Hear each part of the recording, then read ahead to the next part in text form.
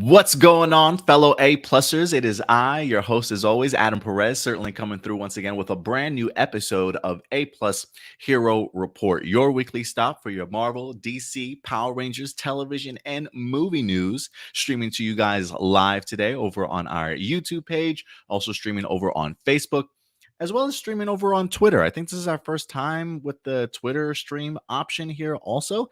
So giving this certainly a shot to see how that certainly works out this week. But thank you very much, guys, for certainly joining us here as we're going to go ahead and dive into 6 main topics for you guys today, as we want to go ahead and get you guys all caught up in the world of nerd pop culture, in the realm of movies, television, and anything superhero related, guys. So thank you very much for certainly joining us here this weekend. We have a big week ahead of us here at A Plus Hero Report. I'm actually going to be attending Fan Expo Dallas this upcoming weekend. I believe it's like from the 17th through the 19th, that Friday, Saturday, and Sunday next weekend.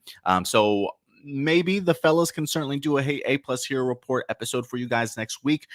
Without me, if Indy is certainly feeling up to it, we'll definitely have to keep you guys posted. But I'm going to be doing a ton of content coverage all throughout the weekend, taking some great pictures, putting together a cosplay gallery that we'll probably post up over on our Facebook page, as well as recording some fantastic panels that we're going to go ahead and post up here on our YouTube channel for you guys, A Plus Hero Report. So a lot of great content certainly headed your guys' way next week.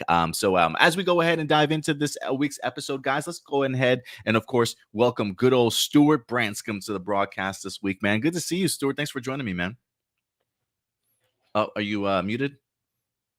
I am, my bad. So for the Fan Expo, what kind of panels are you going to be attending?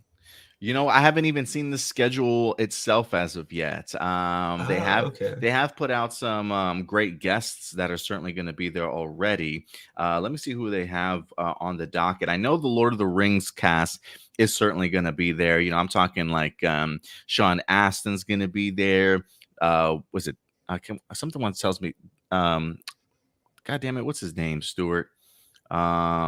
I'm drawing a blank now for some reason. Like it didn't even want to come to my head. Elijah Wood. Elijah Wood, I think, is going to be there also.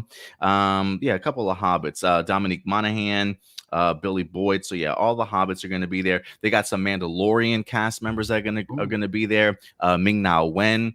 Giancarlo Esposito, Katie Sackhoff is going to be there. They're even bringing in the voice actor for Ahsoka, Ashley Eckstein. She'll be there.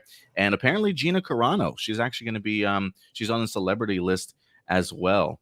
You'll love this, Superman and Lois. They'll probably have a Superman and Lois panel because they've got Tyler there along with Elizabeth. So I'm sure they'll probably have that. They've got a Cobra Kai panel that they're putting together. William Zabka, who plays Johnny, Martin Cove, and then Peyton List is there also. They got some real and a huge number of wrestlers. If you're a big wrestling fan, they'll have wrestlers there. Also, Katie Lotz from Legends of Tomorrow is going to be there. I wouldn't be surprised if she's got her own panel. Brett Basinger, I didn't even know she was going to be there from Stargirl. So yeah, I would assume if anything, she would have a panel of her own too. So they got some great names, a huge Dexter cast. If you were big fans of Dexter, they'll probably have a Dexter panel there also. So yeah, Fan Expo Dallas. Again, it's going to be from June 17th through the 19th, and tickets are in fact still available. So if you are in the Dallas-Fort Worth area, definitely come out and check it out, man. I go every year, and I honestly have a blast. I purposefully sometimes go without having any money because I know if I was there, I would just buy everything from every vendor that I bumped into, sort of thing. So it's probably best that I go with as little money as possible. Yeah, that was kind of me with the WonderCon. It's like whether it was one of the vendors or whether it was one of the people giving out autographs, it's like, yeah, your money will go away really fast. Really quick, man. And like just the idea of, you know, some autographs usually aren't that expensive, I feel like. But like if you want to do photo ops, the photo ops are definitely the wallet killer for sure. They can get pretty pricey pretty quickly. But it's always a great atmosphere, man. I absolutely love going to them. Any conventions out in the Bay Area, Stuart, that you have plans on going to at all? Do you know if they have any nearby? No, all the good ones kind of ended from what I understand last year. So there's none that I'm really looking forward to this year.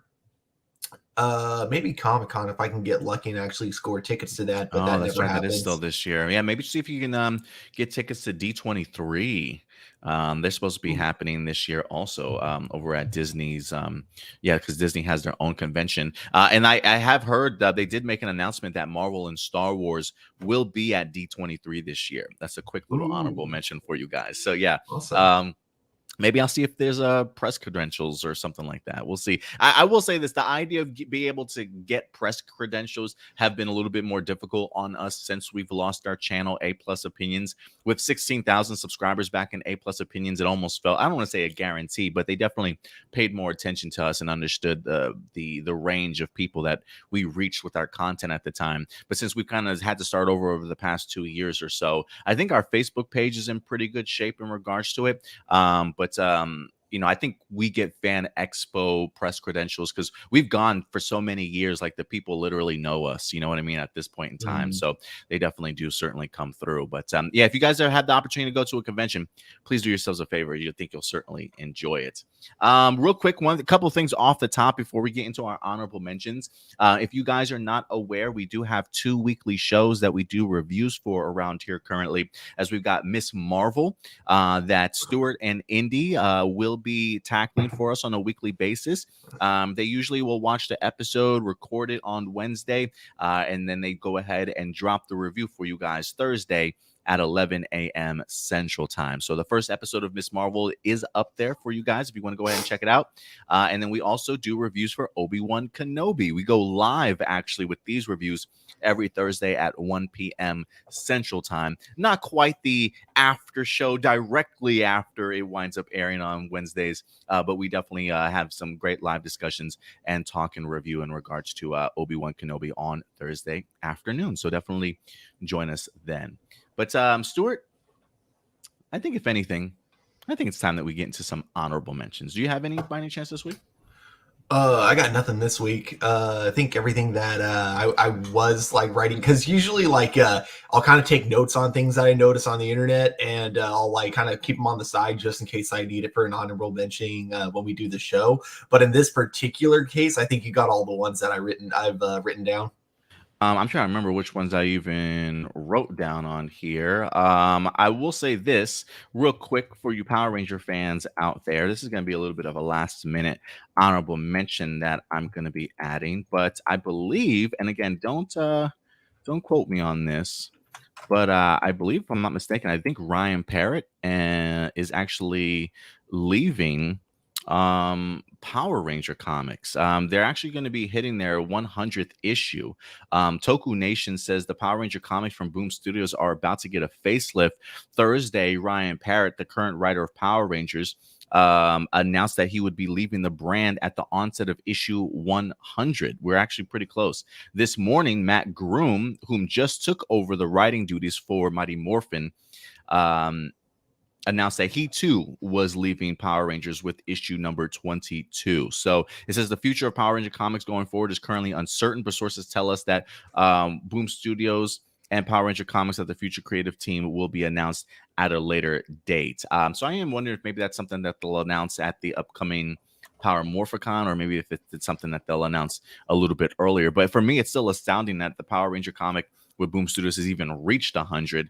But I feel like if there have been any monumental people in the Power Ranger Boom Studios that have really helped take it where it is, not only Kyle Higgins, but definitely Ryan Parrott are probably the 2 strongest advocates for Power Ranger comic books. And they've done an amazing job. So it'll certainly be sad to see them go, but without their help, we wouldn't be at a issue 100 at this point, or getting to this point.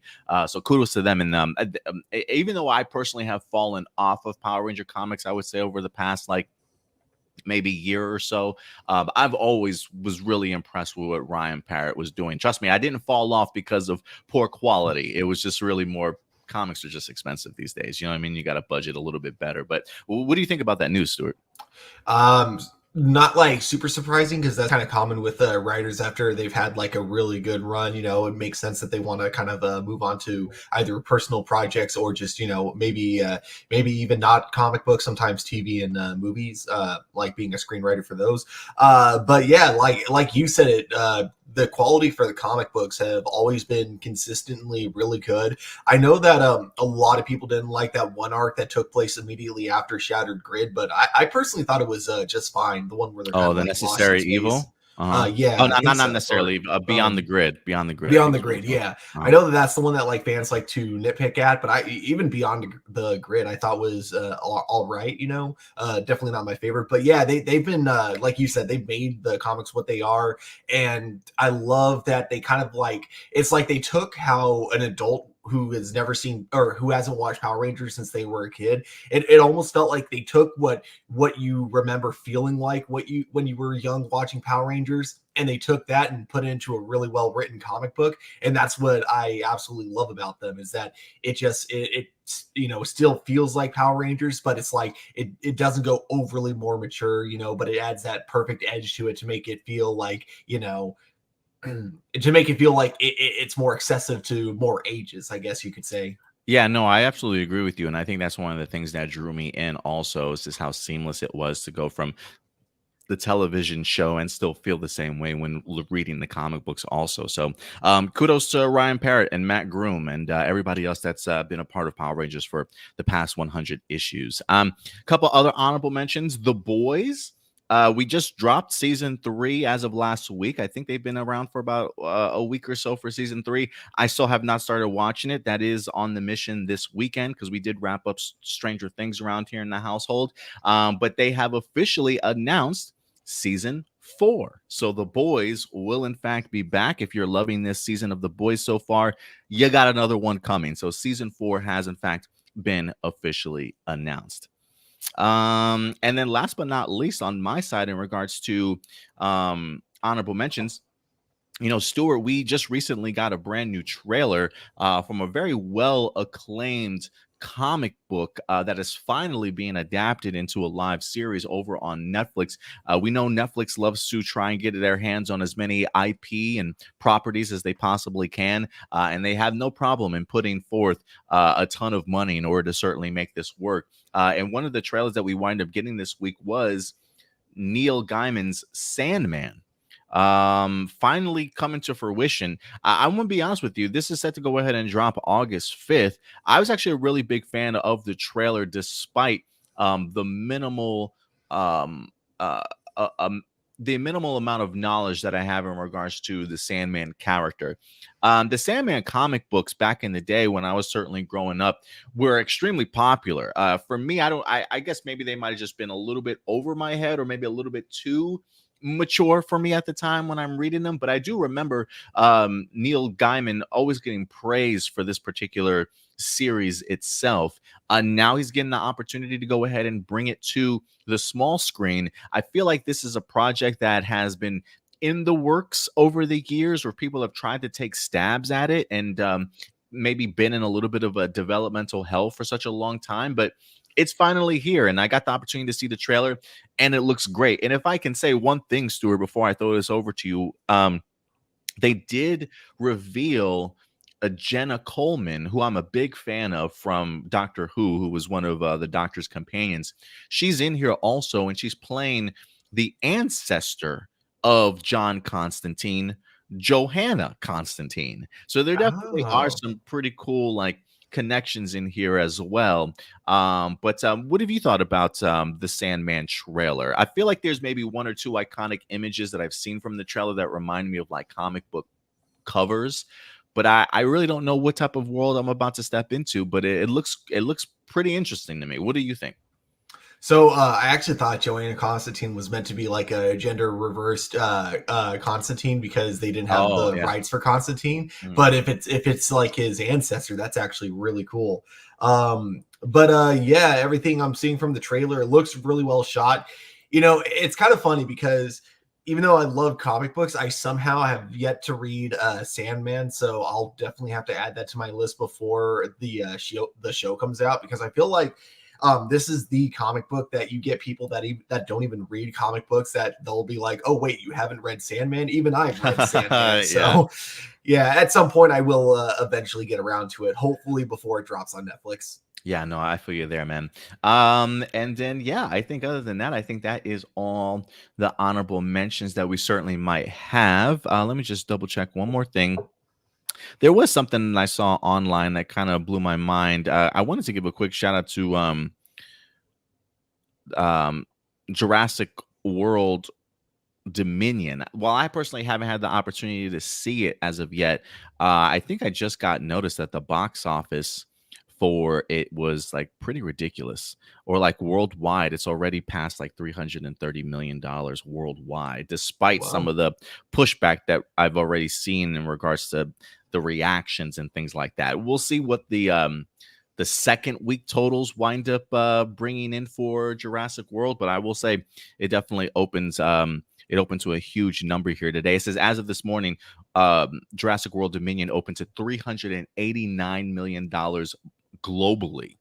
Globally, it did say it made $143 million domestic, and then about 240 million from the international box office. So we'll see how well this movie does, if this is going to be carried more internationally. Because again, have you had the opportunity to check out Dominion yet, Stuart? And if not, what are your thoughts, if anything, that you've heard from maybe some of the reactions? I haven't had a chance to watch it yet, but from the reactions that I'm hearing, like with the guests that come to our theater to watch it, just like from what they've been saying, it kind of sounds like it's more or less like the other two Jurassic World movies, in the sense of you know, it's not trying to take itself too seriously. It's not trying to be a well written movie, but what it is trying to do is have, like, you know, fun dinosaur action with some good character moments. And depending on who you ask, they either succeed at that or they do just the okay enough job to make it a watchable film. I'm looking up Jurassic World Dominion on Cinema Score, and it's got an A minus so far. Oh, okay. And again, for those of you who don't know Cinema Score, they usually, it says movies that open in less than 1,500 screens are not automatically polled. If anything, they usually will have people.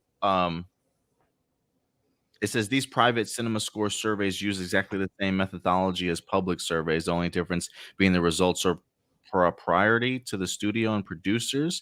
If anything, they'll usually will poll you just as you get out of the movie, so they really do get sort of like that raw initial reaction and feel of Ooh, the movie, sort of. yeah. Um, That's not the most reliable way yeah, to do it. I think we've discussed that before. maybe not necessarily the most reliable. Because I feel like sometimes people just feel bad about giving out bad scores these days. Like, hey man, don't be afraid to give something a C. You know what I'm saying? Like, if you really hate it, don't be afraid.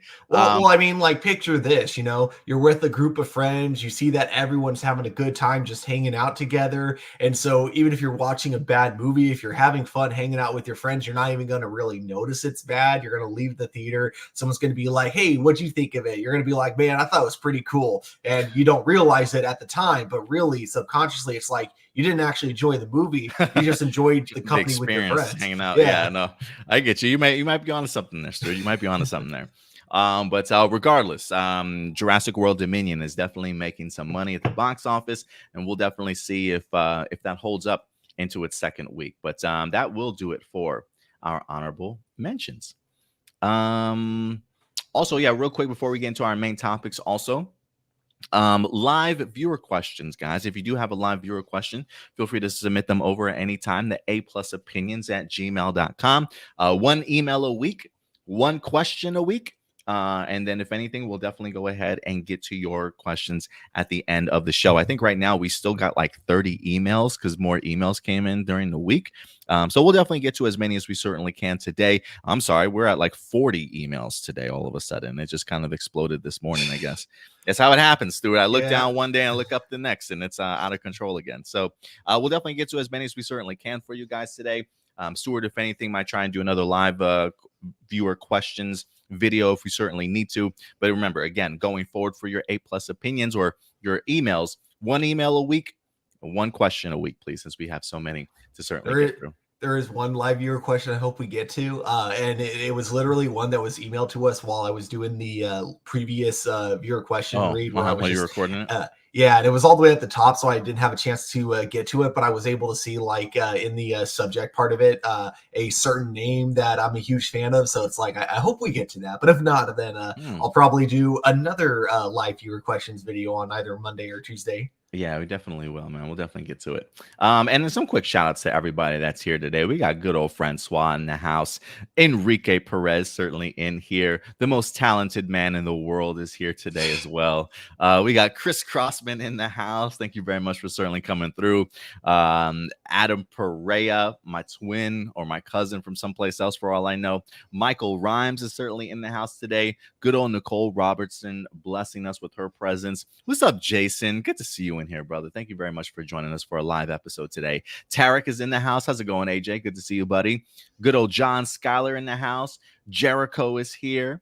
Good old Kurt Marino, followed by my boy Abase here too. We got Frank in the house. What's up, man? Gabriel, what's up, Gabriel? He says excited for the Thunderbolts. We're definitely about to go ahead and get into that for you. Who else we got? Marcelino Vasquez is here today. Mugiwara, what's up? Or just Brazil. I'm just gonna call you Brazil. What's up, Brazil? Good to see you in here. Good old Shadow Nova Productions in here as well, and good old Ram Jam, my boys. Thank you very much, everybody, for certainly coming through. And if we get any stragglers, certainly make everybody feel welcome. Respectable conversations, have some great debates and some topics, and from time to time, we'll definitely jump into the comments with you guys. But Stuart, I think it's time to tackle some main topics. You ready to get into this today, man? Hell yeah. This should be a good one because I feel like it's been a minute, Stuart, since as we dive into our first topic today. While we know that the MCU is always going to continue to grow, and I think for the most part, they continue to reveal to us upcoming projects that they're currently working on. One of the projects that they've been very hush hush about is maybe not necessarily a new Avengers movie, but a team up film of maybe some MCU villains, maybe some anti-heroes here that I think we've slowly have been seeing built up over this particular phase, or maybe even towards the tail end of phase threes. We're starting to see the idea of um, maybe not quite another Avengers film hitting us anytime soon, but the concept of maybe a dark Avengers, a new Avengers, I feel like has always kind of been floated around there at some particular point in time. And one of those other titles was, in fact, Thunderbolts. I think this has definitely been a rumor or a theory that we've been thinking that maybe the MCU at some point in time would be tackling. But for the most part, Marvel Studios and Kevin Feige have been pretty quiet in regards to that. Until this week, Stuart. Until this week, as it does seem as though we have some movement on an upcoming MCU Thunderbolts movie, Stuart. So I'm really excited to go ahead and get into this, especially since we've been kind of introduced to some characters recently that we feel might be fantastically lined up for membership in this group. But let's see exactly how far along this Thunderbolts movie certainly is. We're going to go ahead and dive into this article. This is actually from Deadline.com to let us know that they have officially picked up a director. The director is now on board. This is from Deadline. Marvel's Thunderbolts movie taps Jake Schreier as the director.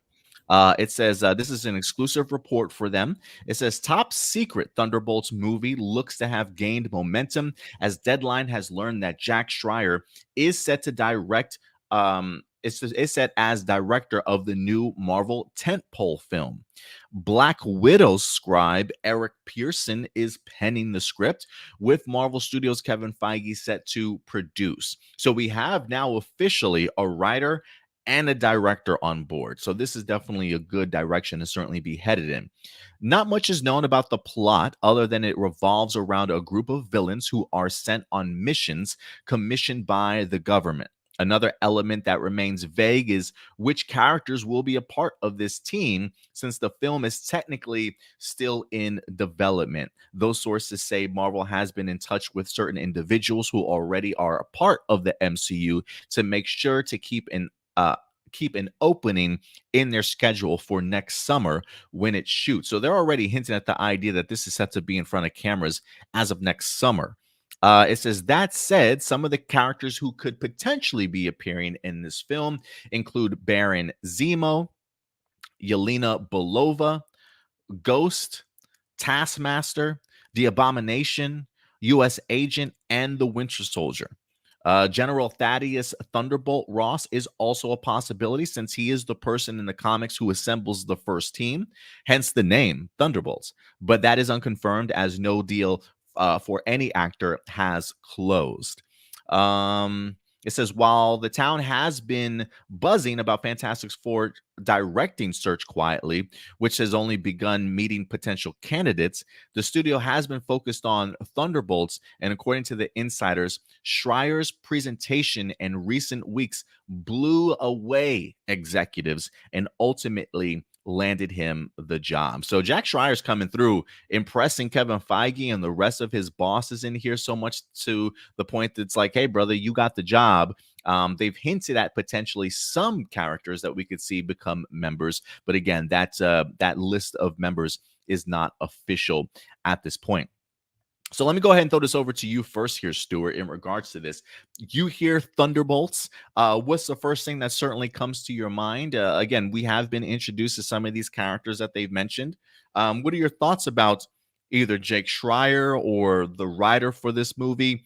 And do you like the sounds of what you're hearing so far? Well, first of all, Jake Schreier in that photo looks way too much like Dennis Reynolds from It's Always Sunny in Philadelphia. He kind of does. Yeah, it's pretty scary. Thunderbolts is awesome because for a while, yeah, like you said, we've been hearing these rumors for so long, and this feels like the very first time it's actually been confirmed that it's happening. Kind of the idea of like just bringing together same kind of way group of villains or heroes that we've already kind of been introduced to, and now bringing them together as a team. That's cool because as much as I loved the Suicide Squad by James Gunn,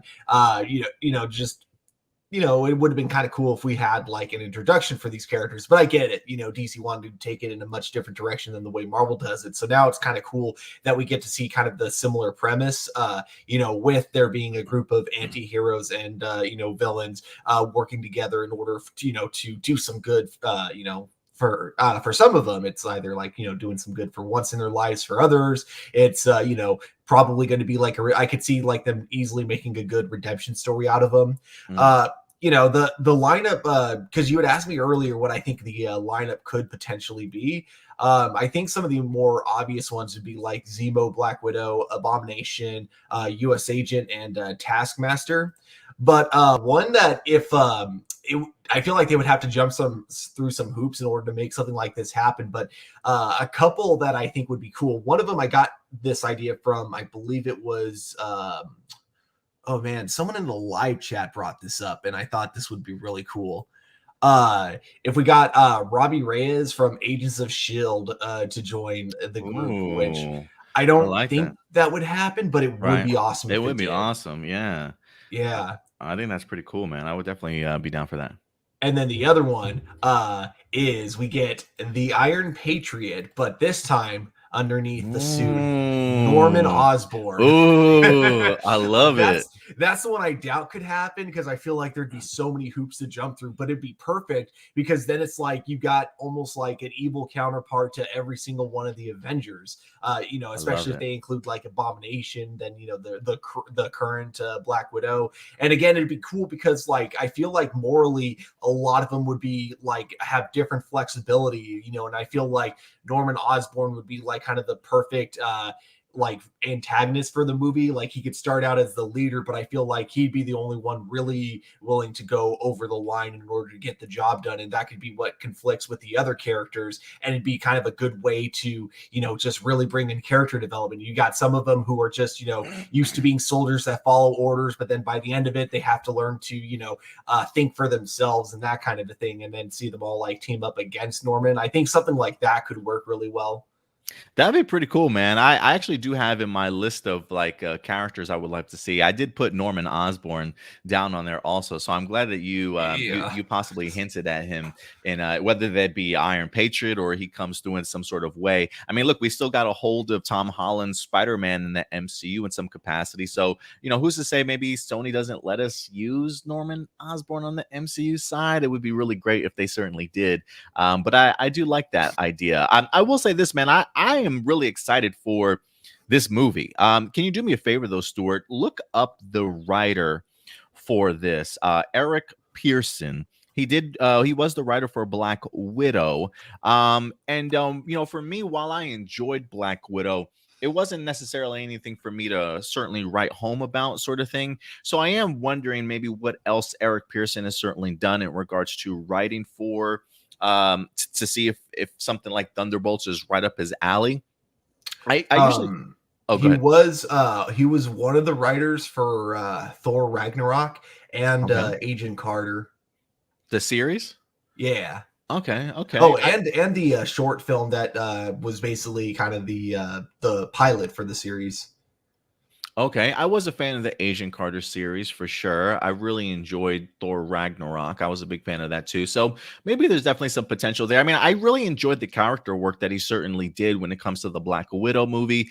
They did have some pretty cool action sequences, or decent ones at least. But again, it wasn't anything that overly moved me in regards to, wow, this is a fantastic movie, you know? So I am kind of curious to see what he'll bring, or at least being the opportunity to be able to work with these additional characters. Some of these characters he probably already has experience with, right? I do believe like Yelena Belova, I would love to see Florence Pugh certainly come back and reprise her role in this movie also. So I do think that there's a familiar out, you know, he's definitely familiar, I think, with these set of characters. So maybe he can certainly do something incredibly well with them. But as far as members that I certainly would like to see, in mine, I did put General Ross, but then, yeah, somebody did remind us that unfortunately William Hurt did pass away. So I don't necessarily know if they're going to be bringing back the Thunderbolt Ross character in any way. So I'm not expecting a Red Hulk anytime soon.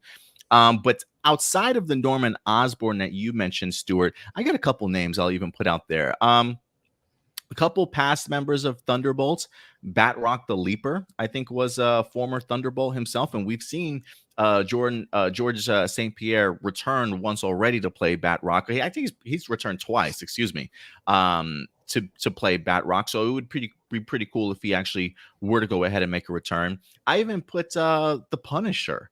If there was another way that we were looking for a way to go ahead and bring John Bernthal in. I believe the Punisher at some point in time might have been a member of the Thunderbolts in the comic books. I think that would be a really good one. Somebody that's on that anti-hero sort of line. You know what I mean?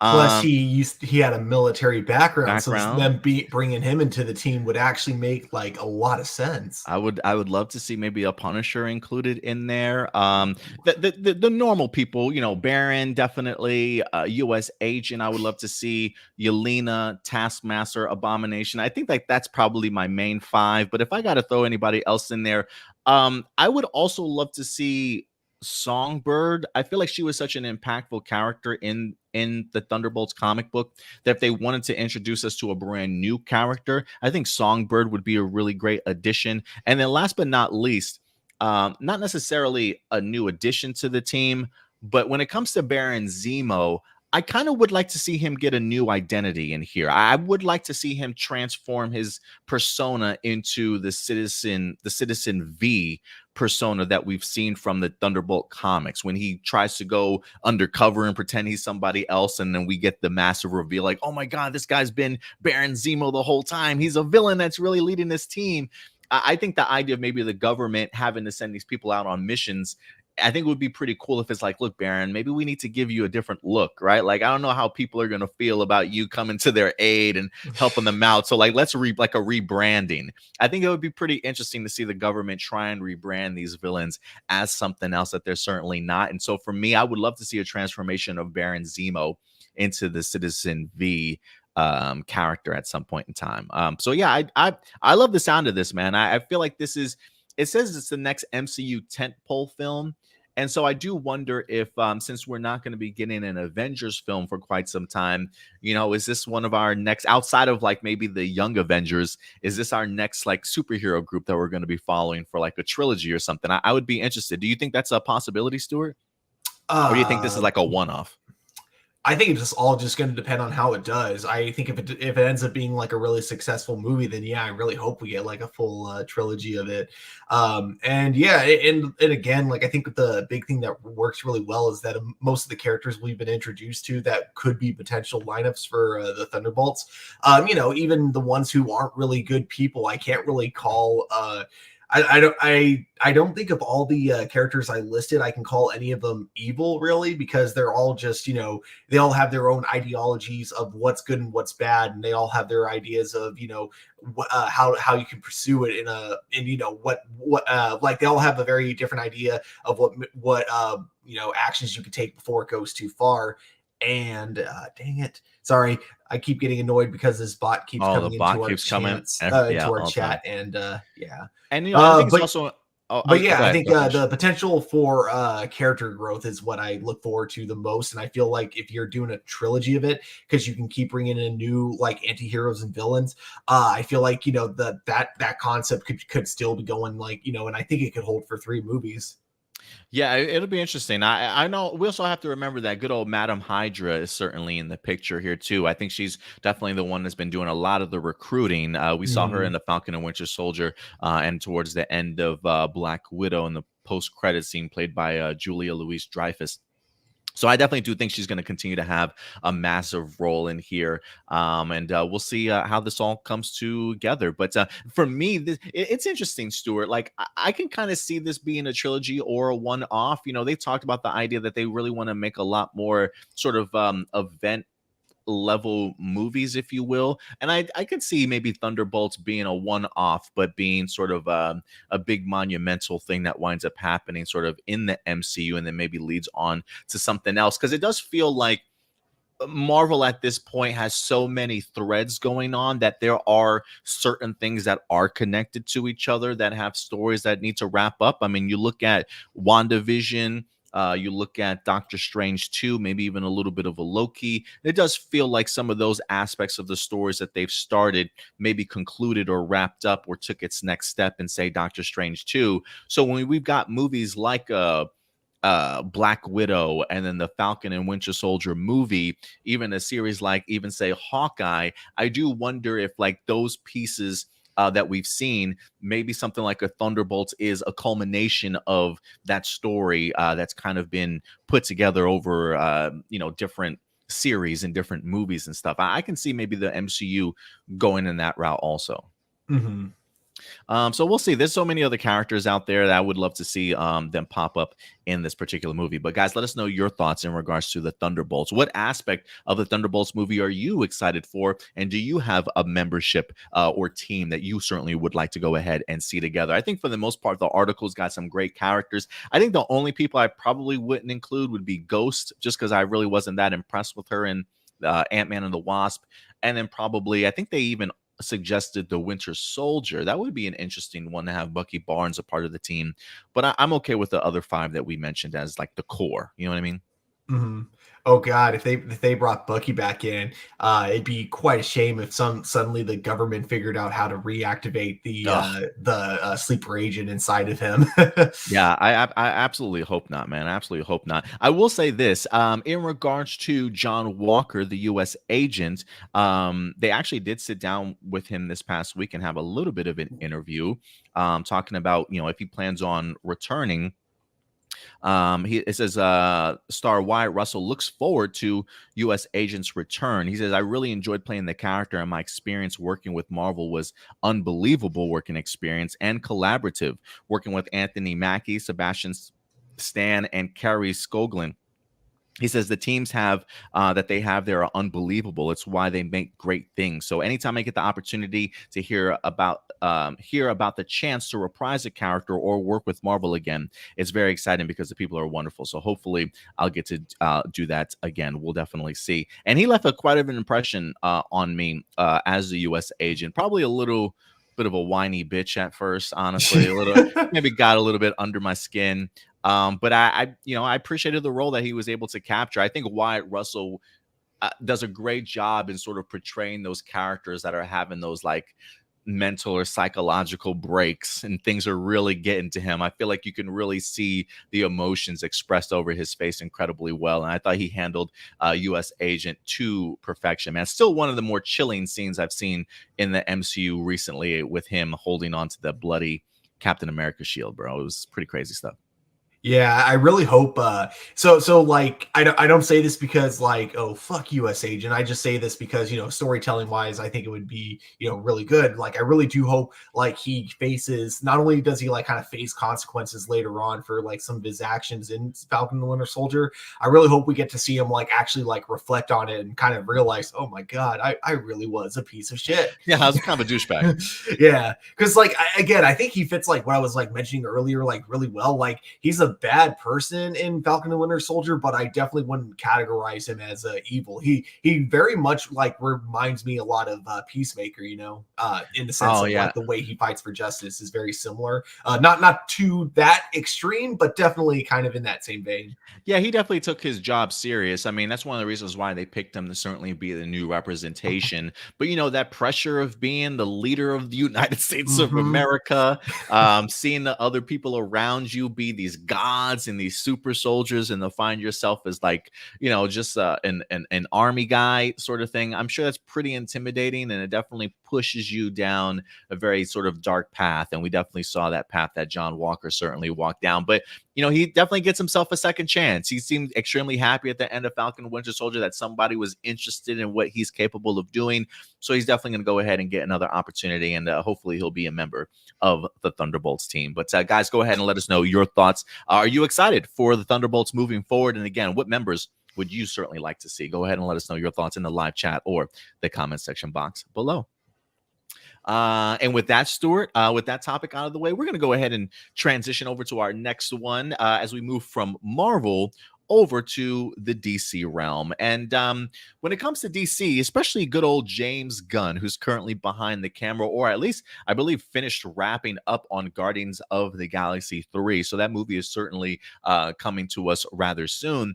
James Gunn continues to certainly be a very busy man. He worked in Marvel for a little bit, dabbled in DC, went back to Marvel to do Guardians. But it seems as though going forward, James Gunn's home may in fact be Warner Brothers Discovery at this point, as according to James Gunn, he's got a lot of DC projects certainly on his plate. Some that he's working and doing directly, some that he's kind of working along the side and help navigate through. But it seems very much like James Gunn is becoming a relatively big part of the DCEU. And Stuart, over the past couple of weeks when we've talked about Warner Brothers Discovery, we have been talking really big about David Zaslav, not only how they've been cutting the budget over there at Warner Brothers Discovery, but also the idea of trying to find people that he can surround himself with in order to help make the DCEU pretty successful. And I think while he may not necessarily have James Gunn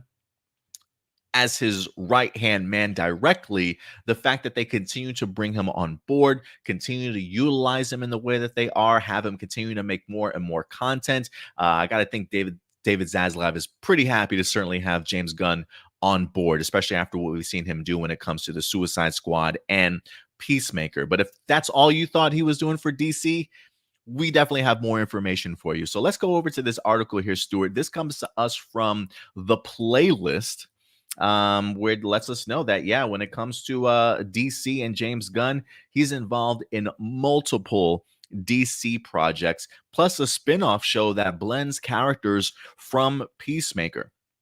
So let's go ahead and dive into this.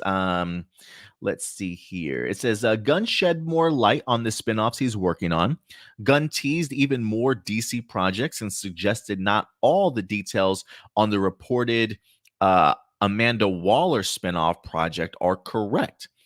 Yet another Peacemaker Suicide Squad spinoff reportedly in the works.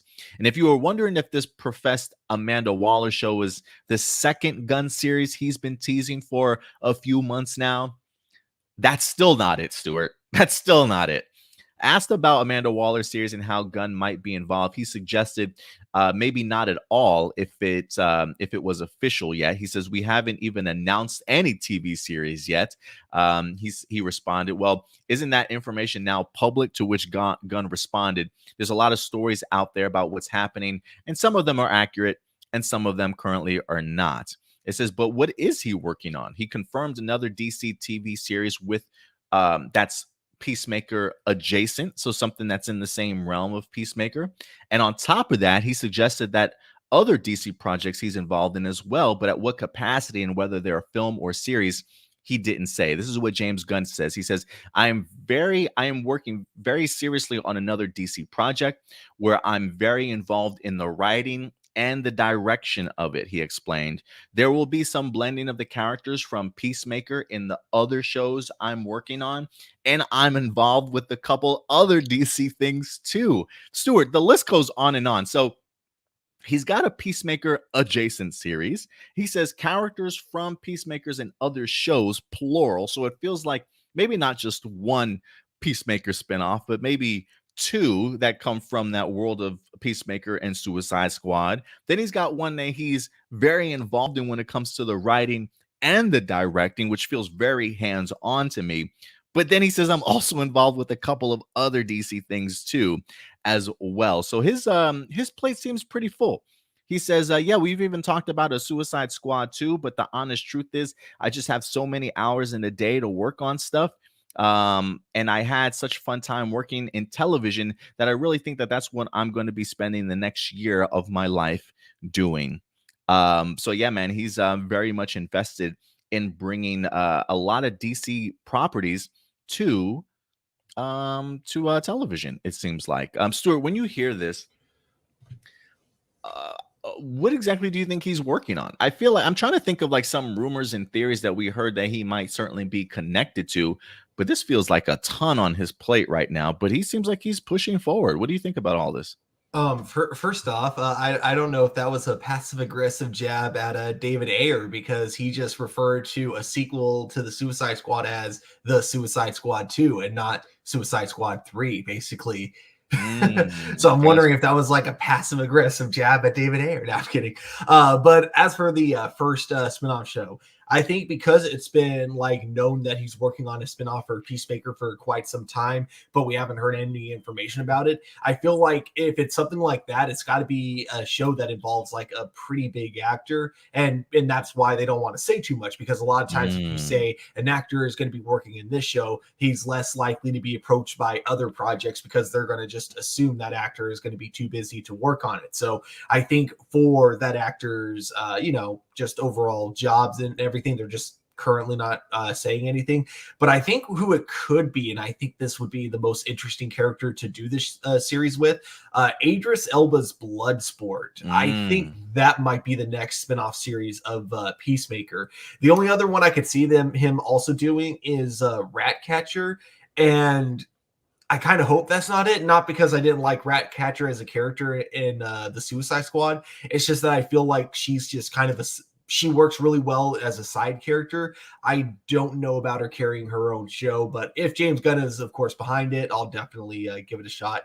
And then as for the Amanda Waller spinoff, I'm not going to lie, I thought that was like going to be part of that first spinoff show when I heard like on an Amanda Waller show as well. So finding out that this is going to be completely separate, like I could see this going in a couple of different directions. But I think the most interesting one that I think Indy would really love is R-rated Agents of S.H.I.E.L.D., but just calling it Argus.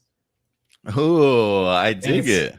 Yeah, basically give it the same premise of Agents of S.H.I.E.L.D., but make it R-rated and raunchy. And I think Indy would like that. That would be pretty cool, man. I would actually love an Argus show at some point in time. I was just thinking about that when we were just talking about ThunderBolts, and they were talking about the idea of getting these supervillains to go on missions for the government. I mean, so Suicide Squad is what we're pretty much getting without the bombs in their head, sort of thing. But no, I look. James Gunn has got so many projects on this plate. I am with you. Like if he is writing and directing something specifically that he works on, I wouldn't mind that being an Idris Elba movie. I know you said series, but I wouldn't mind Bloodsport being a movie if we're going to focus on somebody like an Idris Elba. I'm kind of curious what that storyline would certainly be. But I do love your idea of Idris Elba. I would just take that from a series to more movie if that's the route that they wanted to go. But who knows? I'm a big fan of Ratcatcher. I definitely want to see her maybe get her own spin-off series. We talked about her last week. I think Daniela Melchior being cast or part of Guardians of the Galaxy 3, clearly continuing to work with James Gunn. I'm wondering if that's a sign of maybe a bright future of them working together on other projects. So I am still keeping my fingers crossed for a Ratcatcher, and I am still keeping my fingers crossed for a Polka Dot Man series at some point in time. I think those would probably be my first two that I would love to see. But, listen, as much as I love James Gunn tackling these Suicide Squad characters, I really wouldn't mind him tackling like a top tier DC character and really giving us a big movie in regards to that. I know I just mentioned Bloodsport, but I still feel like something like that could maybe become pretty successful on like HBO Max. But James Gunn's Superman, anybody would be pretty cool. I would just like to see him tackle bigger characters like that. But he's got a great knack for creating stars out of these sort of B, C level characters. And if he can really do that for the DC library of characters, I think David Zaslav would be really, really pleased with that if he can really help bolster the names of some of their characters they have in their library. You know what I mean? Yeah. You know what kind of unrelated show he could do that could be like loosely tied to some of the projects. If he ever wanted to do like a Green Arrow, either movie or series, because I know that Stephen Amell has been saying he'd really love to do Green Arrow, but in like a more R-rated movie or HBO Max series. So if he wanted to bring back Stephen Amell to do a different version of Green Arrow and make that series like R-rated, like really, so like basically kind of give it a very similar vibe to the Arrow series, but like now you're able to show him like using the arrows in ways that you could never have shown on the CW, like whether it be like the explosive arrows or just you actually see the arrows going inside people instead of the camera immediately cutting away. I would completely be down for that. I definitely would not mind Stephen Amell certainly returning. He clearly is open to it. I think James Gunn would be great for him. Good old Stuart in here. Stuart says, "Would be interested if James Gunn ever did a Power Rangers movie?" I don't know. I don't know if he would do a Power Ranger movie, but I know he's a big fan of Tokusatsu. I believe I can't remember if he's a fan of Ultraman or if he's a big fan of Kamen Rider, right? I think it was Kamen Rider. Yeah. I know that Guillermo del Toro is the one who's like a huge Ultraman fan, and then James Gunn is the Kamen Rider fan. Man, can I just I would love to see those two tackle those franchises. If I can get a Del Toro Ultraman movie and a Kamen Rider movie by James Gunn, yeah, I would die a happy man. I think that'd be fantastic to see because they truly do love these characters.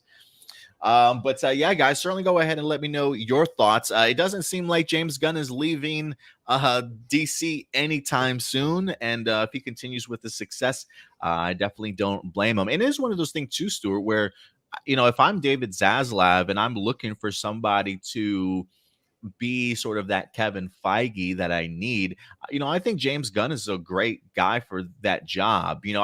I don't necessarily know if I need all the projects going forward to feel like a James Gunn, but for somebody that's been a part of the well-oiled machine of Marvel Studios the way that he is, being able to take on some of these characters and make them relative and important and things like that, I do think that's a really great trait to have. And for somebody like David Zaslav that feels like he understands he's not always the smartest person in the room, it's always important to have people around you that know what they're doing. I think James Gunn would be a really great lead in that sense of the direction in which the DCEU in the future certainly may go. They haven't publicly announced or put in a new leadership role for that area of DC films as of right now. Still in the works, but the way that James Gunn is working with DC, it's like, man, he knows his stuff. You know what I mean? If you're looking for someone who knows their stuff, James Gunn would be a great guy, I think. Part of me kind of thinks he was originally relieved when he got fired from Marvel, and he was kind of annoyed when he was given his job back. Like, Fine, I'll do Guardians 3. Okay, DC, I'll be right back. I gotta go do Guardians for Disney. Once I get back, Yeah, we'll let me work on more wrap this Suicide Squad up. stuff. Yeah. Yeah, let me wrap this up real quick and then I'll be back. But yeah, James Gunn having a big influence on DC going forward. But let us know your thoughts, guys. What projects would you like to see James Gunn tackle when it comes to DC? Go ahead and certainly let us know your thoughts in the live chat or comment section box below. And Stuart, with that, we will go ahead and move on from the Marvel and DC talk, and we're going to dive a little bit into Star Wars, another fantastic franchise that we absolutely love around here as we get to mentally prepare ourselves for the upcoming Mandalorian season 3, guys. They've been teasing it. They were just recently over at Star Wars Celebration talking about it over the past couple of weeks, really getting us hyped. In this past week, I think it's Entertainment Weekly or Entertainment Tonight, got the opportunity to sit down with the cast of The Mandalorian and just really have them tease what we can certainly expect when it comes to season 3. Now, for myself, I've been a really big fan of some of the Star Wars television series that we've gotten so far. I've been really impressed with the first 2 seasons of Mandalorian. Book of Boba Fett definitely had its ups and downs. I feel like the more that I think about that series, a little bit underwhelming for me. I'm personally really enjoying the Obi-Wan Kenobi series here. But one of the things when it came to the Book of Boba Fett that I think maybe surprised many was really that feeling of Mandalorian 2.5, it feels like to me personally, Stuart. And so when we wind up seeing more Mando, more Grogu, more Ahsoka, I definitely flipped the switch on the Book of Boba Fett series itself. And it definitely felt like a great connective tissue piece from Mandalorian season 2 and for us to have something to lead us into season 3. So that's really our first momentum building into season 3 was the Book of Boba Fett. And here's another piece, Stuart. Let's go ahead and dive into this article from Entertainment Tonight. Where'd it go? Entertainment. There it is. Let's see what they're saying here. This is Mandalorian cast teases dark and an even better season 3 coming in 2023. This is an exclusive article from them. Let's see here. It says, while celebrating the series' success at Star Wars Celebration in Anaheim, California, Pedro Pascal, Carl Weathers, Giancarlo Esposito, and more cast members spoke with ET about what's to come from the anticipated new episodes of the Star Wars spinoff continues to follow the bounty hunter and his young companion. They say 3 is even better than the previous one, according to Pascal, saying about the upcoming installment, teasing, it's safe to say that you're going to love it. I have no doubts about that already.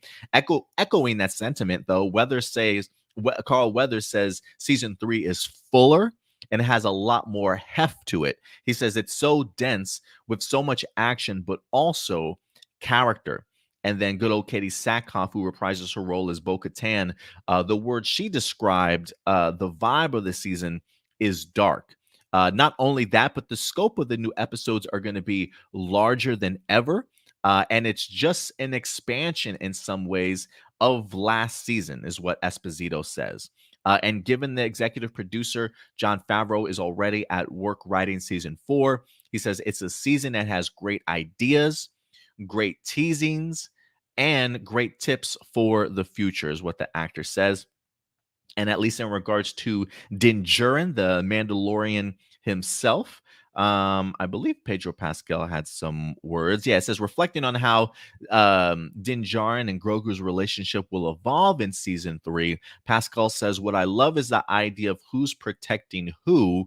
Because Grogu is discovering more and more of his powers. And it's very important for Mando to nurture it and also to make sure it's harnessed in the right way. And then there's more interviews, if you would, if you really want to get into the Grief character, Moff Gideon character, the Armorer. I mean, there's a ton of quotes in here for you guys to really dive into. But this is etonline.com, as they had some great things to go ahead and tease about Mando season 3.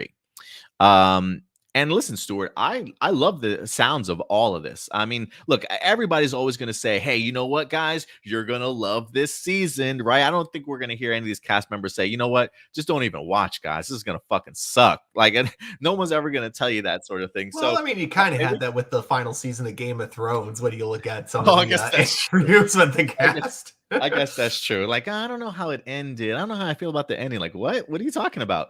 But yeah, when it comes to Mandalorian season 3, I'm really looking forward to this. First off, just to jump off of Pedro Pascal's comments about who's protecting who here. I mean, now that we're gonna have little Grogu running around in his tiny little Beskar armor, having learned some things from good old Luke Skywalker himself, I really do want to see how he handles the partnership here with him and Din Djarin. Like the idea of having that immense power and having somebody like Din have to, how he says, help nurture him and make sure that he goes down that correct path. That's going to be interesting coming from somebody that's not trained as a Jedi to have to now train somebody that has force abilities, right? Clearly Grogu made his decision like, "Hey Luke, I'm sorry, bro. Good luck to you, but you're not my daddy. I don't want to hang out with you."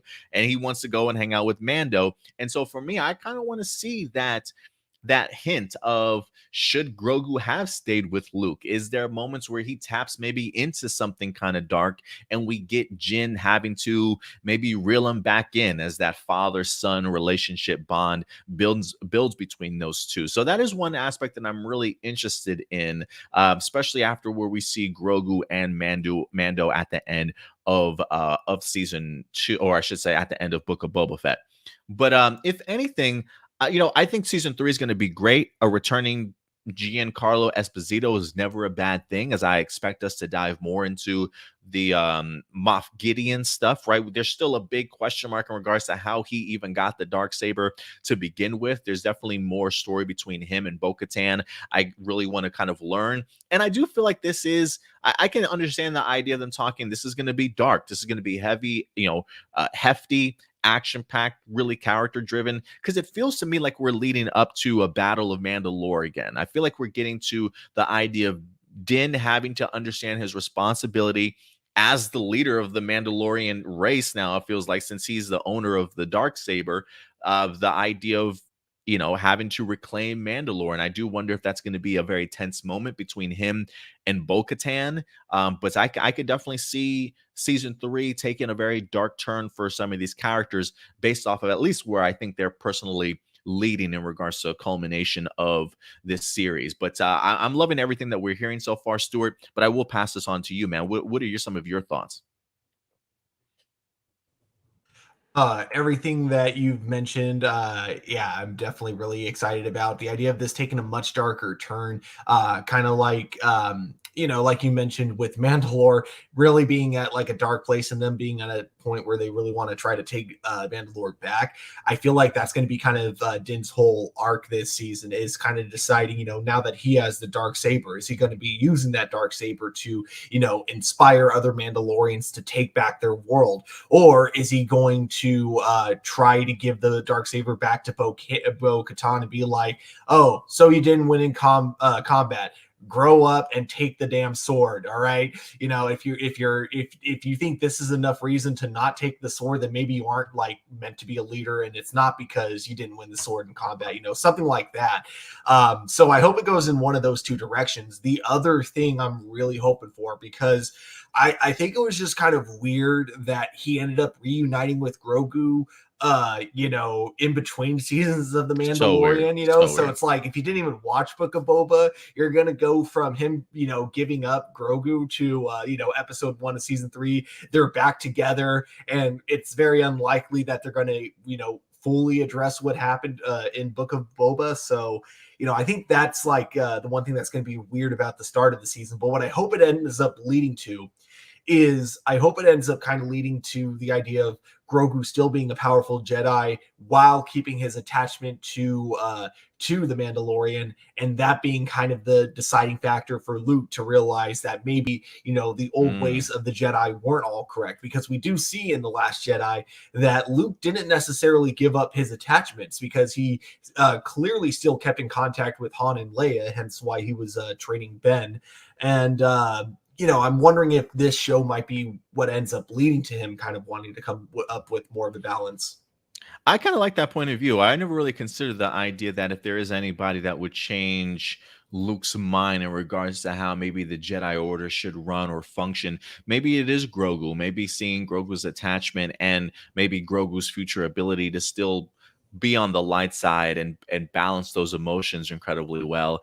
Maybe that is something that Luke winds up picking up on. I never really even thought about that, but that would be interesting if that was at least a precursor to Luke's mindset in regards to the Jedi Order, certainly going forward. But yeah, we'll see, man. I'm really excited for it. It looks like it's going to be great. But I will agree with you for sure in the sense that jumping into Mandalorian season 3, especially if you haven't seen Book of Boba Fett, that might be kind of confusing for some people. Like even Marcelino even brings that up too. He says the Book of Boba Fett ruined the season 2 finale of The Mandalorian. Mando and Baby should have reunited for season 3. He says he thinks people who will only watch Mandalorian and don't watch other Star Wars shows might be confused and ask questions unless they saw Book of Boba Fett. And I definitely do agree. I think there's something to that also. I mean, granted, I think we'll probably get ourselves a great little recap at the beginning of the season. Episode 1, they'll give us a great recap. But I still feel like, and I think that's one of the reasons why I feel some type of way about the Book of Boba Fett.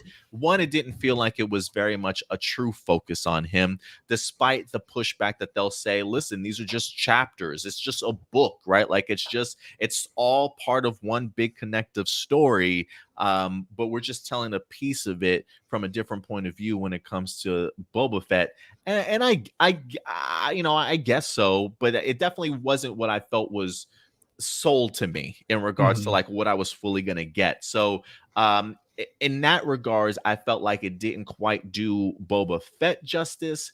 And then at this same time relied too much on the Mandalorian, where I personally looked at it and was like, why isn't this in season 3? Like, why isn't this part of episode 1 for season 3?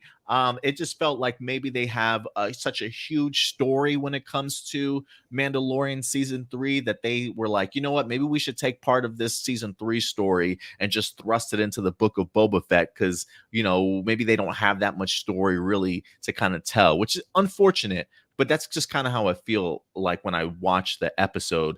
It was just like, this is Mandalorian 2.5 or season 3. So we'll see how people react to it once Mandalorian season 3 drops. Maybe some people won't care. Maybe they'll be like, you really probably should have held off on that. But we'll see how it comes out. But listen, I trust Jon Favreau and the creative team over there. They've been doing great work with the Mandalorian season so far. I do think season 3 will be pretty impressive. Two things. First, one thing that I almost forgot to bring up, something you brought up earlier, is with Moff Gideon coming back. I really hope we get some flashbacks with him, and the purge of Mandalore, because I feel like they keep talking about it, but we still have yet to actually see what exactly happened. So I hope we get kind of like a flashback, kind of showing the purge of Mandalore. The other thing, kind of going to the Book of Boba. I think this big issue a lot of people have with it could have been fixed with one simple solution.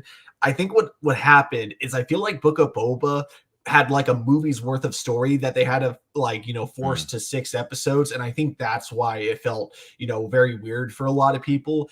But I think the easiest solution should have been, they should have called it The Mandalorian Book 3, Book of Boba, and then the upcoming Mandalorian season should have been Mandalorian season 4, because then the idea of them switching focus for the first like half of the Book of Boba, to Boba Fett, would make so much more sense. And it would make sense why the Mandalorian still comes back in the show, because then you could say like, the show doesn't necessarily have to focus on Din Djarin. It just, it's a show that focuses on Mandalorians, in general. So I feel like that could have been the easiest solution for that big complaint that a lot of people have with Book of Boba. Yeah, you certainly could be right there. I mean, just the idea of just better articulation for us to understand what exactly are we getting with this Book of Boba Fett a little bit might have made it a little bit of an easier pill to swallow, and just some even more pushback on how we felt about the series. Even Tamora Morrison, I feel like, is in the news lately talking about that he wants to see Boba Fett get back to his badassery ways. Like, even he feels, I think, some type of way about how he represented Boba Fett in his series, maybe even which felt like almost a completely different character from what we got from Mando season 2 into the Book of Boba Fett. Like, I get the idea that he's trying to change his ways and, he's got a different mentality. But after you just brutalize these goddamn stormtroopers in Mandalorian season 2, like, there's an aspect of that visceral violence that I still wanted to see from him. And the fact that Tamara Morrison is talking about, hey, I still want to bring that character back, I think feels like maybe his series was a little bit of a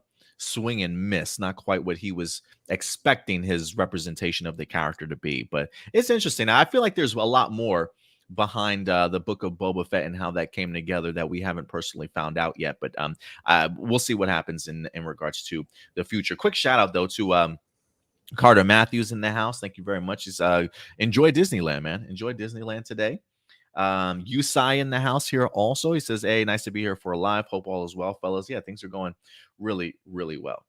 Yeah.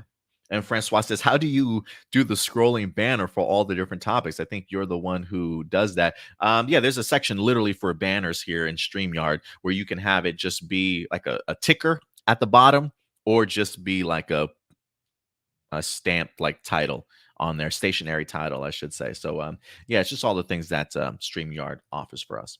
But yeah, guys, go ahead and let us know your thoughts when it comes to Star Wars The Mandalorian Season 3. What are your level of excitement? And when you hear some of these cast members talk about this upcoming season the way that they are, what do you certainly take away from it? Let your thoughts be known in the live chat or the comment section box below.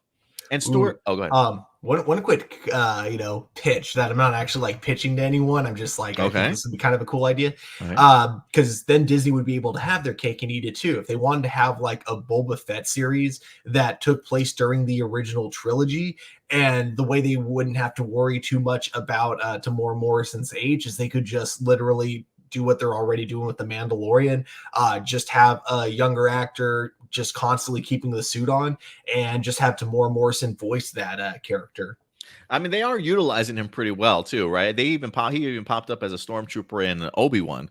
Yeah, that's not right. A stormtrooper, but a clone trooper, like a old vet on the side of the street sort of thing.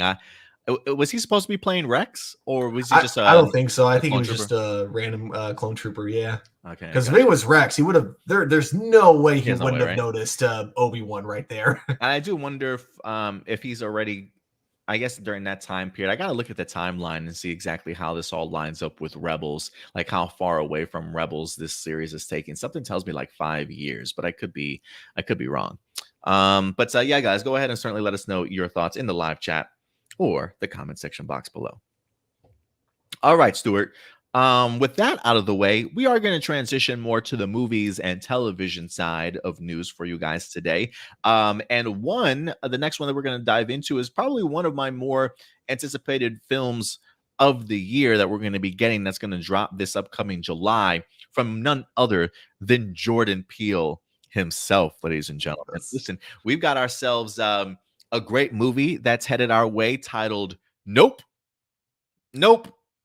And they wind up dropping a brand new and probably final trailer as of this week. Jordan Peele has really delivered in regards to impressing when it comes to his directorial work.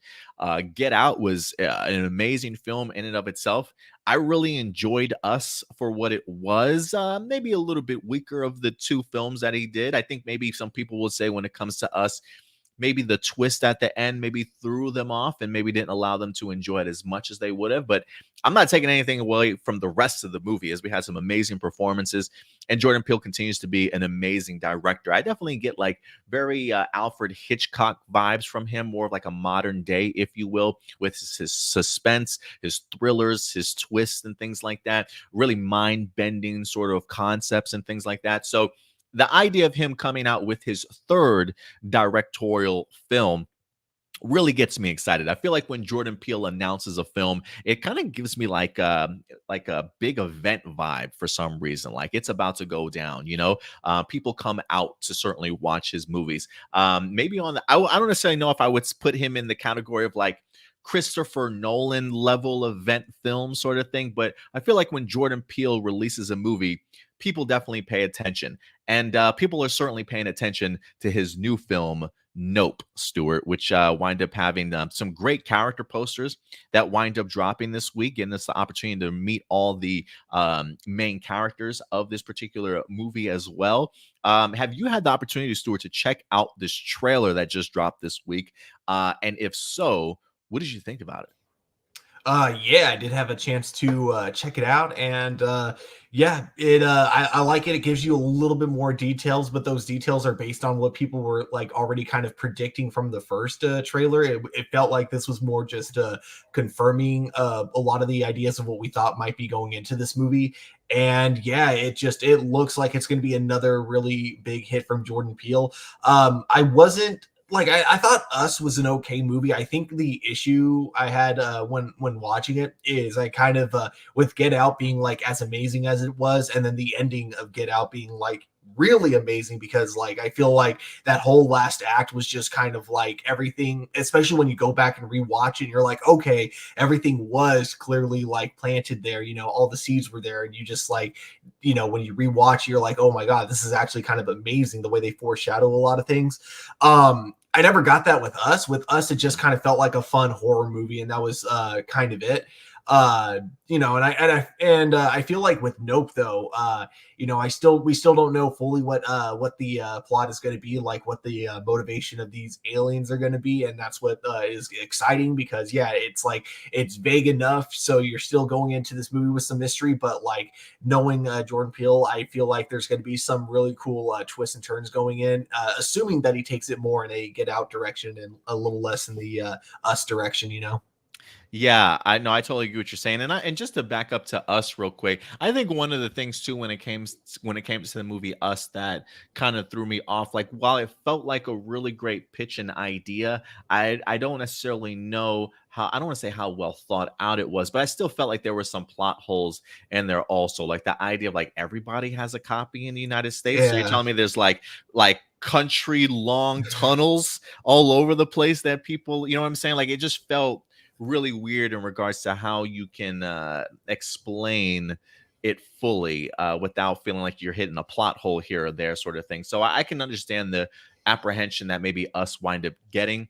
But when it comes to Nope, listen, can I be 100% honest with you guys? Okay, Mhm. alien abduction movies freak me the fuck out.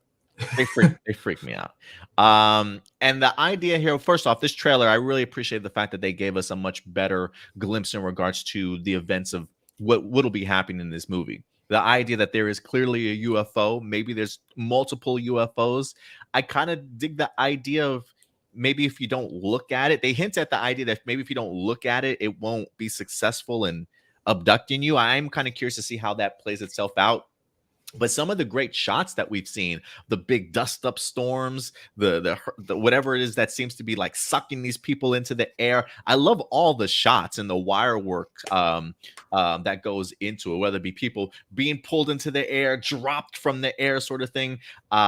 There's just something visually that looks pretty creepy about it that I'm all on board with. But the idea of a spaceship just watching a town, completely eerie to me. And again, anytime there's aliens or abduction, there is a level to it that does kind of freak me out. Like those, I feel like tend to be the scarier movies for me that always kind of get to my core than like slasher or any other kind of thrillers that I certainly watch. It's definitely the alien abduction one. So Jordan Peele has kind of teased that maybe we'll see what the aliens certainly look like. There's even like this horribly disfigured female in this movie. I'm wondering if she's had connections to these aliens in the past. We see that apparently their father winds up dying, maybe possibly because of this alien UFO overhead. So I'm loving everything that we're seeing from this so far. I mean, the idea that they kind of want to take this a UFO sighting and get rich off of it, like a get rich scheme, the idea of trying to record it so we can actually visually have it. There is a fun element about these characters and how they are going to approach this UFO, but then it is definitely that terrifying aspect of it of yeah, just being abducted, man. That stuff freaks me out, bro. It really does. But I love this trailer. It looks great, and I cannot wait. And the movie drops July 22nd, guys. So we've got Nope and Thor Love and Thunder in July. It should be a really and Stranger Things, the second half of Stranger Yeah. Things. July's going to be a great month, man. It's It going to be a great month, is. I think. Yeah, I think the alien abduction thing, the reason it's like such a scary thought is because, the idea of just like disappearing, and then, you have that big mystery that, is never going to get solved, from the people on Earth, that no one's going to immediately guess, oh no, he was abducted by aliens, so it's like, I think that's kind of like the scariest part of it, is that, your disappearance is going to be like a mystery amongst all the people you know and love. And I appreciate the posters too, man. I love the idea of the theme of everybody looking up, Yeah. seeing what's up in the sky sort of thing. And I thought visually the idea of like the UFO passing from like cloud to cloud or hiding itself, it actually looked pretty cool. Although I will say the Mhm. last shot that we see in this trailer, as the main character is riding on his horse, and behind him you see the UFO. I get like 1960s UFO from there, like a Roswell, New Mexico type of vibe. It just looked like your classic UFO shape. Nothing too out of the question. Nothing too outrageous. Yeah. But yeah, guys, definitely go ahead and let us know your thoughts in the live chat or the comment section box below, what you guys have thought about the Nope trailer. I definitely am looking forward to it. So yeah, mark your calendars, July 22nd. Yusai, he does say Jordan Peele is definitely a director that deserves notoriety, even with people thinking Us is weaker than Get Out. The film is still better than a lot of other director follow-ups. I am going into Nope with an open mind, just seeing what he wants to do, and I will agree. I still think that Us was a pretty solid film, despite some of the hiccups that it certainly might have had. But yeah, when it comes to Nope, I definitely am going to give him another shot for sure. Hopefully, it hasn't taken too many people like put a bad taste in his mouth yet. Like I'm not going to quite categorize him as like a M. Night Shyamalan sort of situation where he comes out with Signs, right? And then it's like Unbreakable. Oh, okay. And then like I'm hoping that Jordan Peele doesn't get that stigma. Do you think he's at that point with his app right after Us, or do you think there's still a jury out? No, there's definitely still a jury out, because, like, again, Us wasn't like a bad movie. I just think that because Get Out was so good, everyone just had way too high expectations going into this one. And I think, like, yeah, like he says, going with an open mind for this one, which is definitely what I'm going to do. So just don't go into it being like, oh, this is definitely going to be at least as good as Get Out, because if you do that, then you're probably going to be disappointed regardless of how good the movie is. Something I always like though too, and I think this is why that, even though he's only had 2 directorial movies, people are still always excited when he has a new one, is because he still has a really good resume when it comes to his writing, and the fact that he does, like, his range, I gotta say, is like kind of the most impressive part about it. The fact that he can go from writing these really good horror movies to also like writing some of these hilarious like comedy sketches. When you look at a movie like Keanu, for example, and you're like, yeah, the same person that did Keanu also did Get Out. Things. Yeah. It really shows that he has a lot of range, and I think that's Absolutely. what people really look forward to when it comes to his movies. Yeah, absolutely. His talent is definitely unmatched, man. I definitely will agree with you. And just to bounce off of that, right? Like AJ says, I saw the trailer too at the movies, and I couldn't tell if it was a horror film or a comedy. And I think that's the brilliance of Jordan Peele, his ability to be able to balance that out. You know what I mean? And still make a very coherent and enjoyable movie. Yeah. He does say that he thinks that the that's the corniest name for a movie. Nope. We literally had a movie called Dope a few years back. Whereas Yusai says Nope is a brilliant name for a film, straight to the point, and kind of accurately portrays the Black experience in the title in one word. So definitely disagreeing with homie's last comment on here. I will agree with you too, Yusai. I do think it definitely is part of the Black experience for sure. Like I feel like just the idea of like, nope, like we just know immediately we're not about to try and get caught up in this shit. There's a reason why, listen, we don't do good in horror films. We try not to follow these people into these haunted ass houses because we don't want to be there. It's Nope. I think it's something that everybody can honestly relate to, man. So I love the title. I really do. I think even if you didn't know what the movie was, Stuart, and they were like, we're going to title this movie Nope, I'm just thinking, yeah, I don't want any part of it, bro. I mean, yeah, like the fact that you know it's a horror movie and that you see the title Nope, I feel like that alone really tells you so much about what you can expect kind of going into this movie. Yeah. I think he nailed it right on the head, man. But yeah, guys, go ahead and let us know your thoughts. Are you excited for another Jordan Peele directorial movie? Go ahead and certainly let us know your thoughts in the live chat or the comment section box below. But it is definitely on my calendar, July 22nd, ladies and gentlemen. And with that out of the way, Stuart, we will go ahead and dive into our fifth main topic for you guys. As we're going to go into the video game adaptation route this time. And I didn't think I would hear this name in quite some time, but Duke Nukem is back in the news, Stuart. I feel like the last time Duke Nukem was a topic on the show, God, had to be like 2-3 years ago, and I thought, and I maybe I'm wrong, I thought that John Cena was even like attached to it. I remember thinking to myself, yeah, I think that's a great casting for John Cena. And since then we haven't heard anything. But based off of, believe it or not, the massive success over on Netflix with the Cobra Kai series, maybe even just the success of the Duke Nukem franchise within the past maybe decade or so, they're taking another crack at it. The Cobra Kai showrunners, that is, which feels like an interesting combination. Cobra Kai and Duke Nukem together. But let's dive into us and get to some real nitty gritty here. This comes to us from superherohype.com. It says Hollywood has taken another crack at bringing Duke Nukem to the big screen. According to the Hollywood Reporter, Legendary has secured the film rights to the long-running video game series from Gearbox. After years of false starts, the studio is hoping to finally give the title character his own movie, with Cobra Kai creators Josh Heald, John Hurwitz, and Hayden Skolsberg on board as producers. It says the first Duke Nukem game was developed and released back in 1991, which is kind of crazy, honestly. So far, Duke has headlined 19 of his own video games. The most recent installment, Duke Nukem 3D World Tour, was dropped back in 2016. So it's been a while, but for some of the things that I've heard and read, they said that Duke Nukem 3D, the initial game, was pretty monumental during its time period.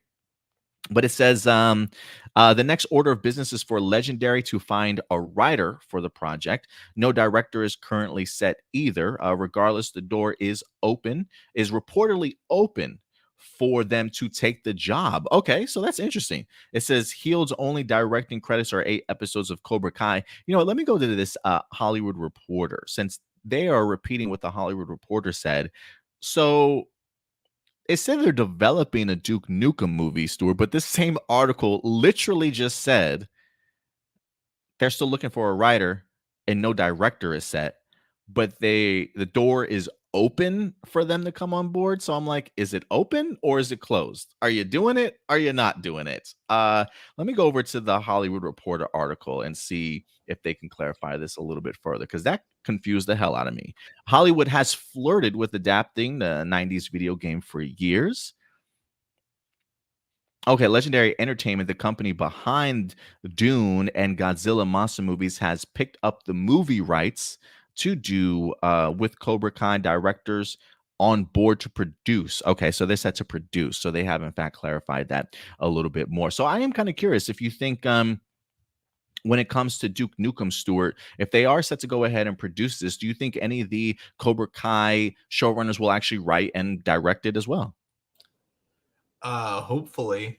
What's your Man. relationship with Duke Nukem? Have you played a game before? I played the very original one, and I believe I played it on PlayStation 1. Pretty fun. I liked it's kind of like that early stage of when first person shooters were just like starting to incorporate like platforming elements. So it's a bit dated if you play it now, but at the time it was pretty cool, kind of like Dark Forces, the first Dark Forces game in a way. Then Duke Nukem Forever, which would have been a fun game if it came out maybe early 2000s, but because it came out what year, like 2013, I want to say, and it came out for the Xbox 360 with graphics that looked worse than the Nintendo 64. Duke Nukem Forever wasn't very good, but I just this is just the weirdest thing. Like not gonna lie, yesterday when you brought this topic up, it's been so hard for me to contemplate the idea of a Duke Nukem movie, because unless you're going full on parody, unless you're like making a movie to point out how ridiculous Duke Nukem is as a character, I don't know how you can make a character like Duke Nukem work for a modern film. Uh you know, I feel like they kind of bought the rights to this, from what you're telling me. If the Cobra Kai guy isn't like already set to direct or write the movie, I feel like they just kind of bought the rights to this without the intention of developing it anytime soon. Mm. That's what it kind of sounds like from what you mentioned with the article. If they don't even have a writer or director. Yeah. Speaking of which, though, let us actually dive back into this article, because there was a section I just saw. It says, so Nukem centers on its title hero modeled, and this is kind of going back to what you said, on certain attributes from 1980s action movie heroes, even including sort of catchphrases, who fights an alien invasion in Los Angeles. He travels from strip clubs and movie sets to moon bases and spaceships, dealing with mutated LAPD officers, women used in alien incubators, and the Cycloid Emperor. It says a search for a writer to tackle the material is underway, and while no director is on board, the door is open for one of the counterbalance team to potentially sit behind the camera. So it seems like they are very much hoping that the Cobra Kai guys at least decide to tackle this. It says with its over-the-top action movie setting, movie styles, it's no surprise that Hollywood has been trying to adapt the game into a feature for quite a while. Various indie producers have attempted to develop Duke Nukem, though none got very far. And they did mention that it was in development at Paramount with John Cena at some point about 4 years ago before stalling out. So it definitely seems like they recognize sort of the over-the-top aspect of this being sort of an action movie. But I do think that there could be a place for it. Like for me, when I think of this, I kind of hope for a really unique sort of stylized version for it. Like if they can sort of create that sort of last action hero kind of mentality like they did with Arnold Schwarzenegger back in the day, but maybe on the more mature side of things, like the idea of knowing that it's over the top. Like if it's a movie that knows what it wants to be and it can get away with like maybe even setting itself as a period piece back in the 80s or even the 90s, and giving us a Duke Nukem character like that. I think that's something that they could probably create for in Hollywood these days. But I would like visually it to be kind of stylized in that over the top 80s aspect. And I think if they can capture that fun and imagination that the Duke Nukem video game series did, then they might have something on their hands here. They might have something, but that's just me though. I think what they could also do is I know it's been done to death, but I feel like with a character like Duke Nukem Forever, the potential you would have with a story like this would be endless. Just have a very cliche fictional character gets pulled from their fictional world into the real world type of movie. So you have a character like Duke Nukem interacting with real people, and so like a lot of his misogyny comes out and people are like, what? And he's like, what? I'm cool, so I'm allowed to say that. Kind of, I feel like that's the kind of story you could totally tell with Duke Nukem, and I feel like it would please both Duke Nukem fans and like people who have never even played the game, because I feel like you don't really need to play Duke Nukem to know exactly what type of character he is and to already know what the joke about his character is. So yeah, if they go that direction, I could see it working. Yeah, I think if they play into it, I think they might have something there. Tarek says I used to play Duke Nukem Time to Kill with my cousin on the original PlayStation, and so it was so much fun. I wonder how in live action, if it is, how do they do the weapons like freeze gun? He said he personally loved the jetpack. Yusai says that he thinks unless this film takes a 21-22 Jump Street style satire, I don't see things being any good. And I think they might. I think they might play into that aspect if that's something they wanted to do. Marcelino says, I don't expect Duke Nukem to be a compelling story with great characters. I mean, yeah, me either. I expect it to be naked babes, swearing, violence, saving the world because the aliens stole our babes type of thing. But listen, I think there's a world in which we live in that you can make that type of movie. It's just got to be kind of over the top, and you got to just kind of embrace it, you know what I mean, and have some fun with it. But I do like your idea also, Stuart, about the idea of maybe pulling him from his time period and placing him in more modern days and see how he handles. But he still's got to face off against outlandish creatures, though. You know what I mean? Mm-hmm. Oh yeah, yeah. I mean, I would still want this to be an action movie. Don't get me wrong. I'd want it to be over the top. I'd want there to be like aliens, and I want there to be like Michael Bay levels of explosions, that type of thing. Oh my gosh, this would be probably one of the few movies where I feel like Michael Bay would be the perfect director. Great director. For it, now that I think about it, I would want like a comedy writer working on it, but then Michael Bay directing it as if he's directing like a serious movie. Yeah, man. No, I would love that too. I would be kind of curious if they would even consider the idea of like John Cena coming back. I know he tried to take a crack at it before, but I also wonder, like, I feel like he would be a really good position for this movie also, but maybe give somebody else a opportunity. But I don't know. We'll see. I've never played the game before in my life, but there is a fun aspect to this that I wouldn't mind seeing at least tried to be pulled off. I feel like now he would probably turn the role down because it would be almost a little bit too similar to Peacemaker. Good point. Good point. Yeah, don't want to go ahead and what do they call it? Typecast yourself, into one particular role. But yeah, guys, go ahead and certainly let us know your thoughts in the live chat or the comment section box below. When it comes to Duke Nukem, even they don't have a writer and director, would you like to see the Cobra Kai showrunners go ahead and tackle it for themselves? Go ahead and let us know your thoughts in the live chat or the comment section box below. And with that, Stuart, we will go ahead and dive into our very last topic for the day, and that is in regards to the Ghostbusters franchise. As after the most recent success of Ghostbusters Afterlife, which, believe it or not, Stuart, I still haven't seen. It's a movie that I really want to see. I was so hyped for this movie when the trailers wind up dropping. I just didn't get the opportunity to see it in theaters, and it passed me by. And now I gotta wait to watch it when it comes to streaming, if it's not already on streaming. But Ghostbusters Afterlife is certainly a movie I would definitely have wanted to check out, and I've heard some really great things for people that have seen it personally. Have you seen it, Stuart?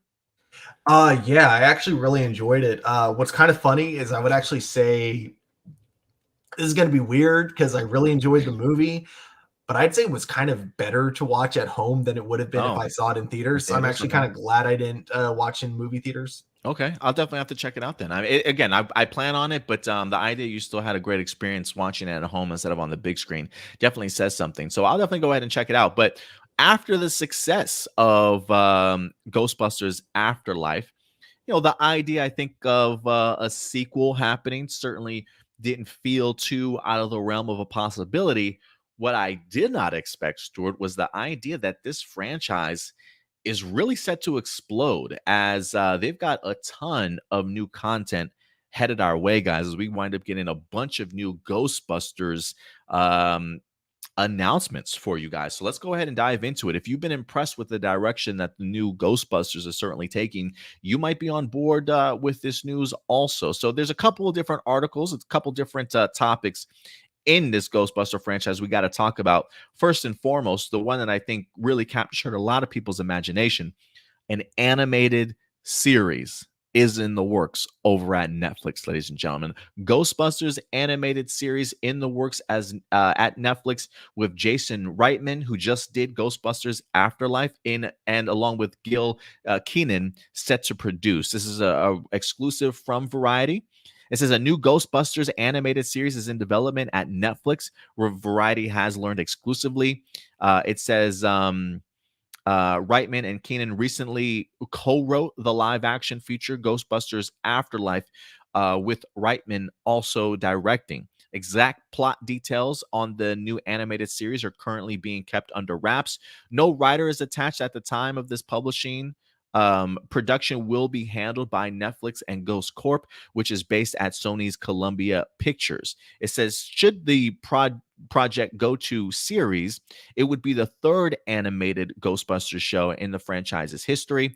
Previously, the real Ghostbusters, which I was a huge fan of growing up as a kid, aired 140 episodes, mostly on ABC and in syndication from 1986 to 1991. It continued the adventures of characters from the original film, and then it followed by Extreme Ghostbusters, which only aired for 40 episodes. That show mostly featured a new lineup of characters, though the team was led by Egon Spangler.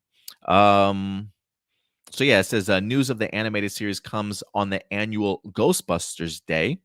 And they also announced a couple of other projects that we'll get into. But as of right now, Stuart, let's focus on the idea of an animated Ghostbusters series. Again, Jason Reitman and Gil Kanan set to go ahead and produce. No writers on board as of right now. But do you think the world is ready, Stuart, for more Ghostbusters, at least in the realm of animated series? Do you think it's about time or what? Yeah. Like I never watched the original Ghostbusters or the real Ghostbusters series, but I know that it really had a huge fan base behind it. So if they wanted to kind of bring back another Ghostbusters series for modern television, I think that's a very smart idea. The big thing that worries me about this though is that Netflix is producing it, and they have recently had a bunch of budget cuts when it comes to the animation part of Netflix. So I think that's the major thing that gets me kind of worried going into this. But other than that, though, like if we have Jason continuing to stay on as producer, I think I feel like an animated series would be a great way to really capture the original feel from the original movies, and it'd be a good way to introduce it to a younger audience for sure. Kind of curious if they're going to be continuing after the events of Afterlife, or if this is going to be kind of like its own thing, you know what I mean, like its own world. And if we're gonna like focus on the original Ghostbusters, that I think that's like the main thing I'm curious about, is what the team lineup is going to be. But yeah, I think animated series is definitely the way to go when it comes to bringing Ghostbusters back.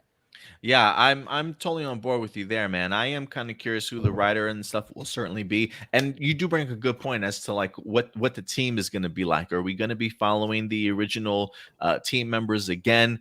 Is this going to turn into a sequel to the real Ghostbusters show, right? Kind of how we have like X-Men 97 that's continuing the adventures of the classic X-Men series. I wonder if we go that route, or if it just tells brand new compelling stories, either with the old team or maybe the new Afterlife team, who certainly knows. But I do think that there's a place for animation when it comes to Ghostbusters, and I get your worry when it comes to Netflix too, especially with the announcement of them maybe cutting back on some of their animation. The fact that they just recently announced this, with us knowing how Netflix's animation is going, maybe this is something they personally feel is worthy of them still doing animation for and putting the money behind. And so if Netflix is on board with this, I'm intrigued to certainly see what they're going to go ahead and create here. And just to kind of jump off of what you said, especially with Jason Reitman coming in, especially if he's tackled Ghostbusters Afterlife.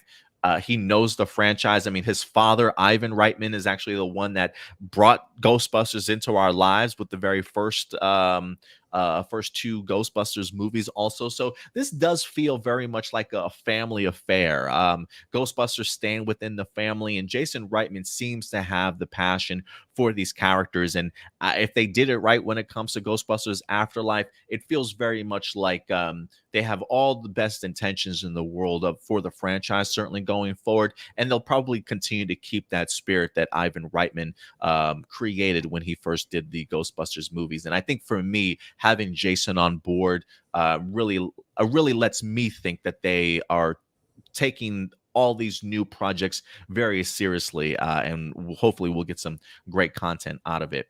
But not only are we getting ourselves an animated series, but it looks as though Jason Reitman and them have actually announced that an Afterlife sequel is in fact headed our way too, Stuart. This actually comes to us from comingsoon.net, say that first Ghostbusters Afterlife sequel details and an animated film film announced, Stuart. So we're getting a ton of Ghostbusters here. It says during yesterday's annual Ghostbusters Day, director Jason Reitman confirmed new details about the future of the horror comedy franchise following the success of last year's Afterlife. It says Reitman, along with producer and co-writer Gil Keenan, revealed that the previously announced Ghostbusters Afterlife sequel will officially be headed back to New York City, the franchise's original setting, which I'm really pumped for. It says it is also expected to take place in the Firehouse headquarters that have been prominently featured in the first two Ghostbusters films, as well as even Paul Feig's reboot that we wind up seeing with the ladies, if you will. So going from the country back into the city should really make Afterlife 2, the upcoming sequel, feel even more like we're going back to its roots. It says, described as the next chapter in this Spangler family story, the upcoming sequel will once again be directed by Jason Reitman from a screenplay he is co-writing along with Keenan. So the whole team is back from Ghostbusters Afterlife, it seems like. It is still unclear, though, if all the cast and legacy characters would be returning or not. It says, in addition, they also announced the development of an animated film, which will be produced. Listen, it says, in addition, they also announced the development of an upcoming animated film adaptation of Ghostbusters, which will be produced by Sony Pictures. This project seems to be different from the recently announced animated series. He says, this was a passion project of my dad's, and it's easy to understand why. The world of the unknown can only be properly explored through the limitless reach of animation. And I'm kind of glad that Jason Reitman said that. I love that last line, that to be able to properly explore through the limitless reach of animation. People wonder why I love seeing things adapted into animation all the time. And it's because you can get away with things that you can't in live action. And I think you can really push the envelope of storytelling. So I'm definitely a really big fan of this. So I love the news of an animated series, Stuart. I love the news of a Ghostbusters Afterlife. Help me understand, though, this line. In addition, they've also announced the development of an upcoming animated film adaptation of Ghostbusters. Is that meaning that we're getting a Ghostbusters animated film, or is this literally an animated film that's adapting the original Ghostbusters movie? I'm a little confused. Any idea how to parse through that, or am I reading that wrong? Are you just thinking this is an animated film?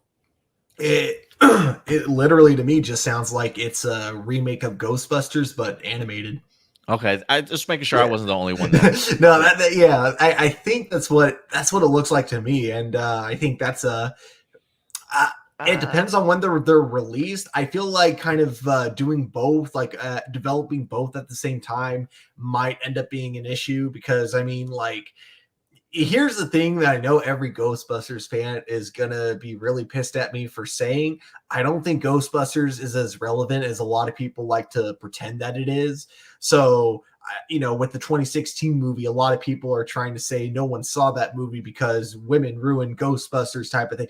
I feel like a lot of people didn't watch it because a lot of people didn't really care anymore when that movie came out about Ghostbusters. And I think the same thing with Ghostbusters Afterlife. It was kind of probably a mixture of that and the pandemic. But I think the reason both of those movies weren't like, big box office booms, like they both did fine, don't get me wrong, but they weren't like huge box office booms. And I think that was just because, like, I don't know if Ghostbusters fans care. So if they're doing two movies at the same time, I could see that probably being like an oversaturation issue for them. So yeah, that's kind of my concern about it. I can definitely understand that concern. I mean, I think for me, even though it was really well received, Ghostbusters Afterlife, I at least personally do take into account the idea that it did come out during the pandemic. And I think that's another reason why they're even giving us a sequel. I think they understood that even despite the pandemic, it certainly made some decent money, but I think they knew that that movie probably could have even made more. And so I think that's probably why they decided to go ahead and greenlit this as well. So I do think a lot of it had to do with more the pandemic than people being tired or over Ghostbusters. I mean, I could be wrong. I do appreciate your point of view and perspective on that for sure. But there is, listen, I will say this. If it is an adaptation of the Ghostbusters film, I don't need it. I look, I Mhm. got the movie. I don't need it. For some people, maybe that'll certainly work for them. But the Afterlife sequel, I'm very much looking forward to, and the animated series, I'll definitely take that as well. Now, when it comes to the animated film, I'll definitely allow Reitman and them to further clarify exactly what that's going to be. But just from first glimpses and reading the article, it does feel like it's an adaptation to the movie that we had, just the original movie we got.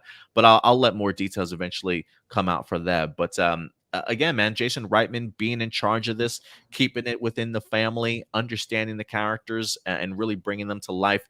I think Ghostbusters, the franchise as a whole, has a really bright future, certainly ahead of it. How do you like about the idea of it going back to New York for the sequel?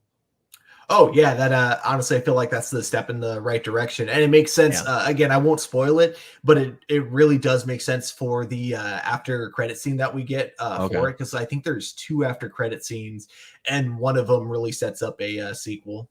Okay. Well, I believe I have it downloaded, so I may go ahead and try and check it out here relatively soon so I can be caught up in knowing what's going on. But guys, let us know your thoughts. Are you big fans of the Ghostbusters franchise?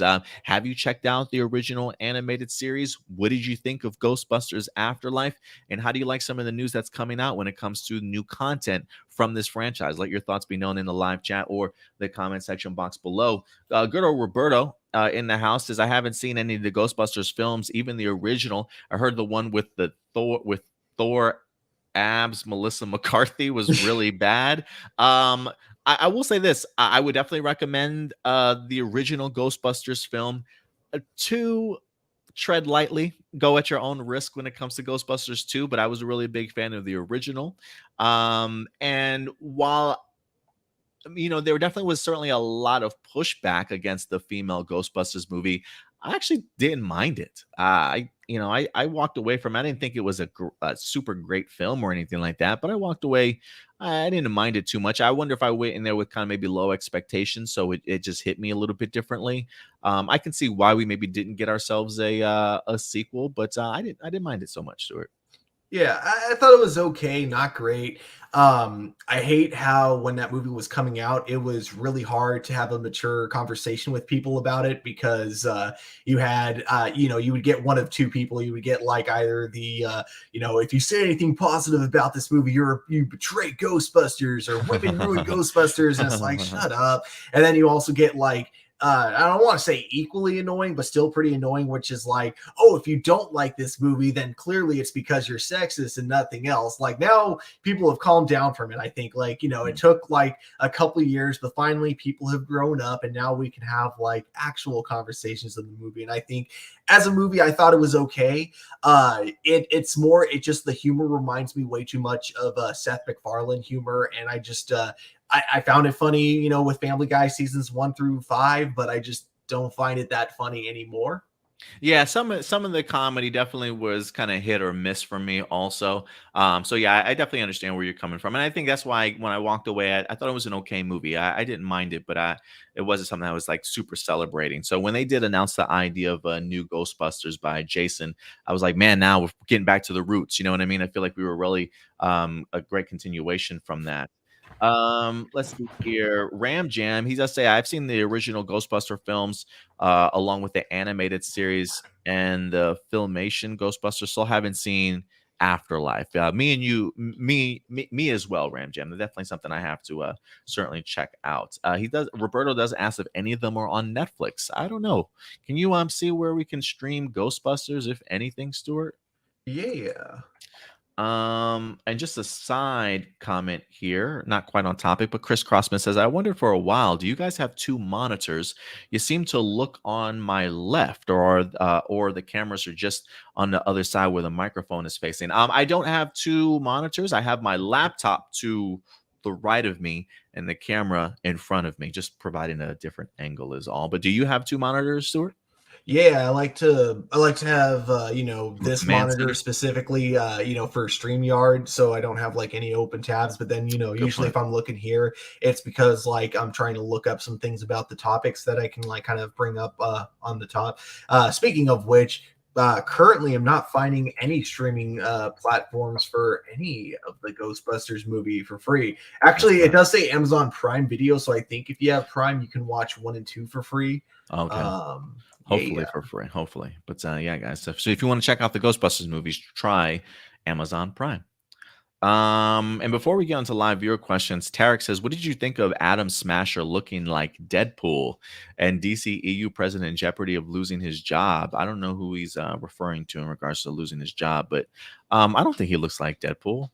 I mean, I get the idea because he's got a mask and the white eyes, but I don't think he looks like Deadpool. It's more the stitching. That Oh. was weird. I didn't know my camera did that.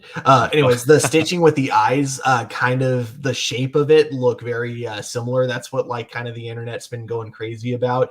Like, oh, DC's ripping off Marvel, but I wouldn't say it's ripping it off. I would just say it's just that there's only so many different designs that you can do when it comes to creating masks in order to, because you want to have a pattern, but you also I don't know. It's a challenging balance, but it's also not the first time we've seen something like this. Like we see a lot of molds from some DC costumes actually do, like the base of them do start from some of the Marvel movies that have come out. I think for the Flash, the mold for his helmet specifically, they started with Captain America's helmet as like the base, and then they built from there. So this isn't like super unusual.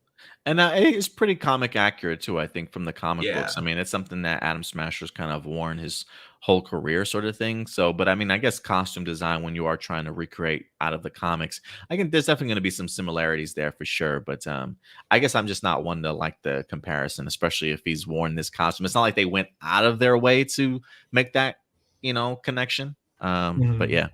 But all right, Stuart, I think with these topics out of the way, I think you know what time it is, sir. All right, it is time for live viewer questions. We're first going to go ahead and dive into good old Jack Daniels because it is 5 o'clock somewhere. Have you heard the rumor or the speculation that Kevin Feige had initially wanted to join the DCEU before Marvel? If so, do you think the DCEU would be what the MCU is now? And if so, what do you think the MCU would be? And if so, what do you think the MCU would be in right now if Kevin Feige had joined the DCEU? Do you think the films he gave us as of late wouldn't have been as successful? Like even Spider-Man No Way Home, though John Watts right now has been heavily praised for his work on Spider-Man's trilogy. I have heard rumors and speculation of Kevin Feige. I can't remember if he was set to join the DCEU or if he had been in talk. I can't remember. Have you heard of it though? But I feel like I've heard that before. Nah, at least I don't know, because everything on Kevin Feige, even from early 2000s, has always been Marvel related. Marvel. Yeah, I mean, so he was always, sure. he was always really a part of Marvel Studios. I do wonder if he was at least proposed, or at least like they tried to bring him on board at one point in time and tried to talk with him, maybe some sort of negotiations. But because I feel like Kevin Feige has always been a big part of Marvel Studios, or at least just Marvel films being put together. Because I think he helped work on like older films like Daredevil and Blade or Ghost Rider, something like that. I feel like he was even part of the MCU in those early stages before it even became the MCU. But as far as like if he was a part of the DCU, yeah, I think the roles would be reversed. In regards to the success of DCEU and the MCU, I think a lot of people would certainly say the successes of the MCU is due to them having somebody like a Kevin Feige. I would be interested if like a Kevin Feige wasn't there, Stuart, and we had somebody like Josh Whedon, who, went ahead and did the first Avengers film. I wonder if Josh Whedon would have ended up becoming sort of that Kevin Feige role, and what the MCU might look like with either, say, a Josh Whedon or even the Russo brothers may be in charge, right? But who's to say we would even get the Russo brothers if it wasn't for Kevin Feige there? How do you think the MCU would look without a Kevin Feige? I feel like you wouldn't have had as big of a push to get Spider-Man in the MCU, and I feel like they wouldn't have wanted to focus more on the unknown characters when starting it out. So I feel like Iron Man and Thor specifically, even though they're not necessarily unknown, they weren't like that unknown at the time. They were like, kind of considered like B tier list at the time. So I feel like Thor and Iron Man wouldn't have come out anytime soon. I feel like they would have had much more of a DC direction of going from Captain America to the Incredible Hulk, and Mm. then probably straight to Avengers after that. They probably like honestly, I could see Marvel having just made the first Avengers movie and then just deciding to work on other superhero movies based on which ones they thought were popular from the first Avengers movie. But I don't think they would have had any interest in trying to get Spider-Man or the you know or try to make any deals with Fox so they could use some of the X-Men characters or not X-Men specifically, but the Fox owned characters like who was it? Ego, the Living Planet, for Mm. example. I don't Mhm. think there would have been a push to get him in the MCU. Yeah, I would probably agree with you. I think there's a lot of things that the MCU, at least during that time, probably wouldn't have pushed for. So yeah, we might be in the situation where like the DCEU, they're just coming out with these solo films, just randomly loosely connected type of things, you know. So yeah, that's a that's a interesting concept to think of what the MCU would have looked like without Kevin Feige. Maybe we should have gotten a Ben Affleck Daredevil 2 instead, you know? Yeah. So we'll see. Good old Francois in the house with a couple questions. Who do you think the next main villain for the next Batman movie will be? He says he's guessing either Two-Face or Clayface. Any of those options, or do you have somebody else in mind you'd like to see be the next villain for the Batman? I could see Harvey Dent being a character in the next Batman, but I don't know if they'll Mhm. have him play Two-Face because we still to this day haven't really had like a full Batman movie. Or actually, I guess we have with the first Tim Burton Batman movie, but I kind of want to just see a Batman movie with just Harvey Dent and we don't get him as Two-Face until like either the very end, but like we don't like get to see him not like the Dark Knight where it's the last act, but I mean like, an Mhm. actual like very end of the movie. Or I would like to see them you know, wait until the next movie to have him become Two-Face. But like, I think the best villain that I would love to see for this would be Dr. Freeze because I Mm. love that character, and I think Matt Reeves has shown that he really knows how to humanize a lot of the Batman characters. So I feel like, or sorry, not Doctor, I meant Mister Freeze, but like, and I feel like he's the easiest one to humanize because he really isn't doing any of his deeds for selfish reasons. It all really just comes down to he's doing what he can do to save his wife.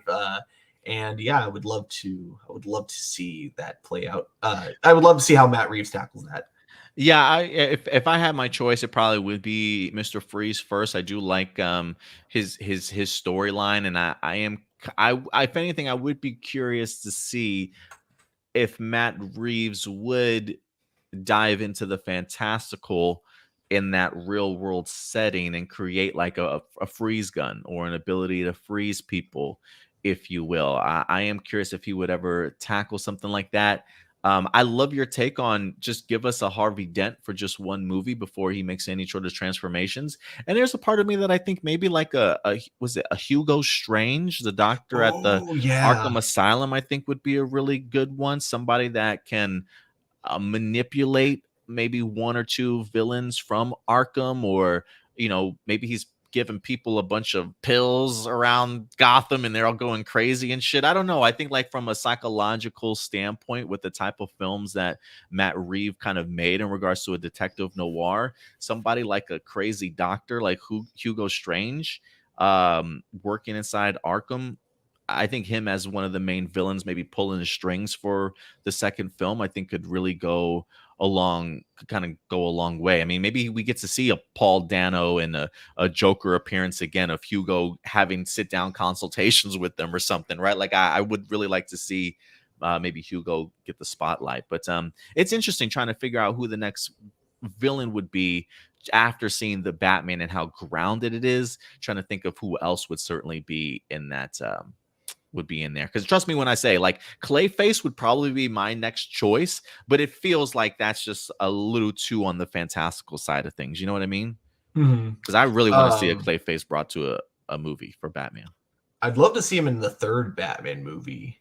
Because yeah, I do agree. We still haven't gotten like a live action Clayface, and I would love to see them finally tackle that in a Batman movie. But I feel like because they really want this franchise to right now, anyways, be a little bit grounded. I think giving it one more movie where you kind of introduce the freeze ray, and then the next movie is when you can Mhm. introduce like the shape shifting villain. I think that'd be kind of the progression you'd want to take. Yeah, we'll definitely see what Matt Reeves comes up with. Francois also asked, "Would you like Robert Pattinson to someday run into Joaquin Phoenix's Joker?" I wouldn't mind it. I feel like there's too many differences between those movies to where it's like I don't know if you could possibly connect them anymore. Because we see Bruce's parents in the Batman, and they of course look nothing Mm. like the ones that we see in the Joker. And of course, Alfred, of course, is very different in the Joker than the one we get in the Batman. Um, yeah, it is actually kind of. I think that's the main reason why I really don't care about seeing the Joker in the Batman is because now, especially now with the fact that we're getting a Joker too, I'm kind of like, do we really need two different on-screen Jokers right now? Yeah, I was gonna say, yeah, Matt Reeves is kind of already established that they have a Joker in their world. So I think if we are gonna get a Robert Pattinson Joker meetup, it'll probably be with what Matt Reeves has created. Probably not the Joaquin Phoenix Joker one, and I'm cool with that. I kind of like the idea of Joaquin Phoenix's Joker kind of being sort of an Elseworld story, not really connected to the any of the other films that we have. Um, Abase, what's up, Abase? He says, we talked about Hasbro reboot for ages, but if the movie doesn't pay off, let's say if the new CEO of Hasbro strictly wants the movie to go to theaters and the general audiences hate the movie because it's Power Rangers, does that mean Power Rangers as a franchise will be retired just like Fantastic Four and we have to wait again if another brand wants to purchase it? Do you think longtime fans would feel tarnished that they lost their beloved franchise? Even if someone else buys Power Rangers, they may not even want to continue doing the traditional TV series at all, even with or without Sentai footage. I mean, look, if the new CEO does move Power Rangers to the movies and it doesn't do too well, I can see Hasbro at least keeping Power Rangers in a sense. He says all other plans Hasbro wants to do with Power Rangers, like an animated series, kids programming, would all be canceled. I guess for my thing would be even if the movie itself doesn't necessarily do well, I still think that there's a place for Power Ranger franchise content. I still think the idea, regardless if the movie's successful and animated, Power Rangers, I think would really go a long way. I think continuing along with the kids programming certainly might go a long way also. I think if anything, if the movie weren't to succeed, if you were to put it in the box office, two things would happen, I think. Either um at one, we just would never see a Power Ranger movie ever again. At least for like the next 10 years, probably not. Do I think that they would give up completely on the franchise? Maybe not. I think maybe the kids programming and maybe animation. I don't know if they would invest in a live action series because I feel like this movie is, if it's as interconnected as it is, and the movie fails, does that mean we can't do another live action series? What do you think, Stuart? I don't think it means we can't get another live action series. I think it just means that when they do make a live action series, they're going to take it in a very different direction than they did with the movie. I would love to see it come to theaters, even if it's only temporarily, but I think they've made it clear that it's going straight to streaming services. And I think the benefit of that is that they don't have to worry about box office numbers. The concern is going to be viewership. And as long as people are watching the movie, I think as Rangers fans, if we enjoy the movie, what we should do is try to encourage, non-Ranger fans to watch it, and I hope that's what Absolutely. I also hope that also really depends a lot on the writers of the movie, how they write it, because, it is challenging because you want to write to the fans. You want to let them know that we appreciate your support, but you also don't want to exclude people who have never seen Power Rangers. You want to make sure it's user friendly, essentially. So that'll be kind of up to the writers, really. But if they do a good job, it's up to us as fans to try to encourage others to check it out. Yeah, definitely. Good word of mouth definitely does go a long way in regards to trying to get people into the movie theaters to go ahead and support the movies that we personally want to go ahead and see.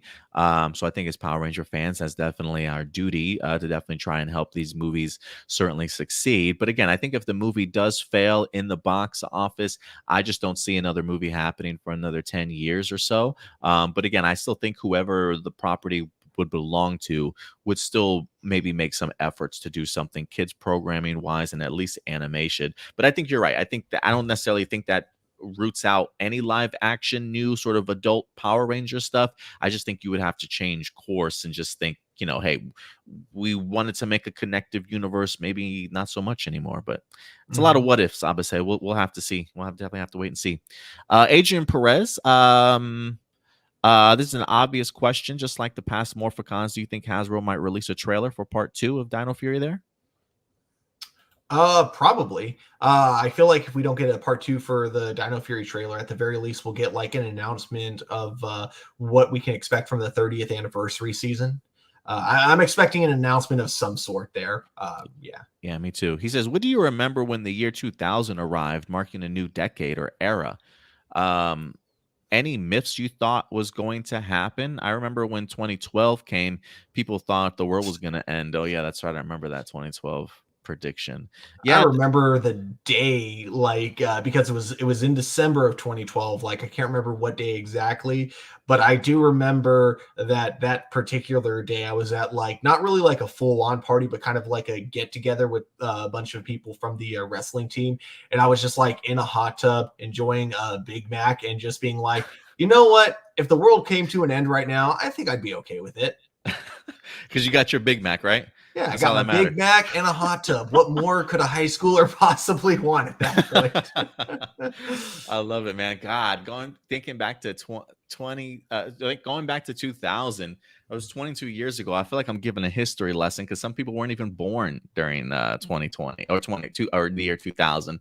You listen, Y2K was a real big thing. I felt like growing up as a kid, at least to me. I remember people talking about it on the news like months leading up to it, like, oh my God, all the computers are going to crash. The idiots didn't think about the idea of what happens when we actually get to the year 2000. Is everything revert back? We're like, what is happening? Like, are we really going to revert? All electricity is going to go out. We're just not going to have any connection to the internet ever again. Like, just going to go back to like the early 1900s and have to survive for ourselves. We had no idea what was going to happen. But I do remember New Year's or New Year's Eve 1999. I was just waiting, boy. I was just waiting. 11:58, 11:59. I'm waiting for midnight to hit and then just boom, just power out. And it didn't happen. We just kept celebrating and kept partying and life just continued on, guys. So yeah, but they were worried about it. They're like, yeah, all the computers aren't going to be able to recognize the year and so things are going to go all the way back. So I'm like, yeah, I felt like we were about to hit the stone age and none of that happened, man. I I wish I remembered Y2K. I was too young to even know Y2K was a thing when it was going on. But let me tell you, if I had known about it, if I was like, let's say just a little bit older, I totally would have been the type of dude hanging around by the circuit board, just waiting for it to hit 12, and then just to scare everyone at the party, Yeah, I just might like have turn freaked all out. the power off the moment it hits 12 o'clock, I and probably then would have just ran like outside, looked at all the houses, like, oh, is everybody else lights on? What's happening? Yeah, man. I think the only good thing that came out of Y2K for me was as a wrestling fan, Y2J. Good old Chris Jericho popping up in WWE. That was a fantastic moment. But shout out to my wrestling fans. Good old Tarek says, I was 5 back in 2000. Yeah, thanks for making me feel old. All right. Next question. Um, John Schuyler. Just a what if for a second part of Dino Fury. We know that Void Queen turned Tarek into Void King in the most recent episode. What do you think if maybe Tarek is able to morph back into his human form while still being controlled by Void Queen? Too good to be true, but it would be so tight if Tarek pretended he went back to his old self to trick the Rangers. Any chance that we get a human form from him? um be pretty cool. I feel like with the lack of with only like what 11 episodes to go, it may be a bit challenging to fit a story in there where he's like, no, I'm good again. Oh, I tricked you, I'm still evil, and then like have him go, I am actually good again for real this time. I feel like doing that within the span of 11 episodes might be weird, but it is still a possibility. Yeah, definitely a possibility. But yeah, I don't think it's gonna happen, but definitely a possibility. Alexander, he says, how would you feel if the live action Static Shock movie that will be produced by Michael B. Jordan, its new origin story is tied to Black Lives Matter protests instead of gang violence? I think it might end up being an issue in a boomerang type of way, just for the sake of having a rogues gallery. More people who come out of this with powers are going to be villains than heroes. In the author of the comic book sympathizes with their cause, having a bunch of them rob banks and blow up gas stations with their superpowers might undermine the message they want to send. Having it be a gang violence incident that Virgil just happened to be at gave him a good slew of villains who were sympathetic and outright psychos too. It could got a lot of different way. It could go a lot of different ways. It's not locked into much, and I know the comic continuity is way different than the static show. So I guess we'll see how it turns out. Correct me if I'm wrong, but I recall the first Iron Man movie, the origin was updated to the Middle East. I don't think this is a much different from Static Shock's movie to be tied to Black Lives Matter protest. How do you think about that in regards to the changing of Static Shock's origin story if they were going to? Well, it's not a terrible idea, but one thing that was always really appealing to me with the very first Static Shock episode is how Virgil was really in a no-win situation. He either, joins this gang, to that helps protect him, or he continues to be like a bully from this asshole who's also kind of they never directly say it because obviously, kids show, so they never want to go too deep into it, but clearly implied to be kind of a racist, possibly like, skinhead type of character. Mm. So it's kind of like, I like that idea of taking our character, putting him in a no-win situation, and then like, getting his powers after that. And that's when he's finally able to take like matters into his own hands, but also trying to find that good balance of, being a hero, but also being responsible. But that's definitely not to say that they can't change it up, for certain aspects of that and make it appeal way better for a modern audience. I definitely think it could work also if they wanted to do that really well. But yeah, I just that's something we'd have to wait and see. Yeah, I do like your point of view on that, Stuart. If anything, yeah, we definitely will have to wait and see, considering that this is still very much in pre-development, and we've seen David Zaslav in them just chopping things down at the knees as of recently. Which, mind you, Stuart, we talked about this last week, that they were giving J.J. Abrams hell about his bad robot deal. It's like, hey, bro, you've had this deal for like 4 or 5 years. You've yet to create any content for us, and your budgets are just like ballooning at this point. They did just recently cancel J.J. Abrams' sci-fi series that we talked about, Demi Mundi. I believe that was one of the conversations we had, that Zaslav was looking over that one specifically, that he had 4 years. The budget was like $250 million already, and we haven't even seen anything in regards to it. It was still in like pre-development, 4 to 5 years already, and they have officially canceled it. So one of the things that we've said with this Warner Brother Discovery merger is, if you're not in front of the cameras as of right now being filmed, there is always a possibility that you could be cut, or that project could be ending, with them trying to save about $3 billion right now. So the idea of a Static Shock movie, while it is in pre-development right now, will it see the light of day? It's still up in the air as of right now. So we'll see though. We'll see though. Mm-hmm. Carlo Bernardo, what's up, Carlo? We got a couple questions here, some controversial questions. What do you think of the upcoming Flash movie being tested, screen tested? Does this mean the movie might be good once the general public and reviewers and critics see the movie? Yeah, I've heard great things. The DCEU seems very, very pleased, or Warner Brothers seems very, very pleased with this Flash movie. It got incredibly well received incredibly well, I should say. And it was one of the reasons why I mentioned a couple of weeks ago, or last week, is like, yeah, Stuart, I think if Ezra Miller can stay out of trouble, and that's a big if, and he just had another issue come up here this week. That if he can keep his nose clean, Warner Brothers in another year, June of next year, if they can release this movie quietly, uh, I think they'll be really pleased with the result. I think if people enjoy the movie, I think people would still come out and see this film. But I'm starting to worry now. I feel like if there's any other time to be worried, even more now. Not like what he didn't do before wasn't something to worry about, but the allegations that he finds himself in now as Ezra Miller, it does make me wonder if this movie will see the light of day still. But what do you think about the idea of it testing incredibly well? Doesn't surprise me. I mean, I feel like if you're gonna be bringing in like all these big elements from other movies, like specifically like now we have Zod coming in from Man of Steel, we got Tim Burton's Batman and that kind of stuff. I feel like if you are gonna do all this, like you really got to be careful of who you select as your writer. So I feel like DC was incredibly really confident when making this movie, which makes me think that yeah, they probably had a really solid story and script going on. So finding out that the test audience is loved it, wasn't really that big of a surprise to me. No matter how good the movie is, though, I still hope that it ends up being Ezra's last movie as the Flash. Yeah. Even if somehow they can like surprise me with their performance as the Flash, and I'm like, wow, no one will ever be a better actor than this person. Ezra somehow like become an even better actor for the Flash than Grant Gustin. Even if that happens, I still really hope we never get Ezra as the Flash again. I think at this point he's had way too many issues with the law, and it's like at this point, like yeah, if you're gonna keep it going just like that, yeah, I don't think you deserve the Flash mantle. It doesn't Yeah, matter if man. you're talented. And even if these allegations that are being tossed around right now do turn out to be true, yeah, I think you got to separate yourself as far away from this man as possible. I mean, Kevin Spacey, his career is pretty much kaput.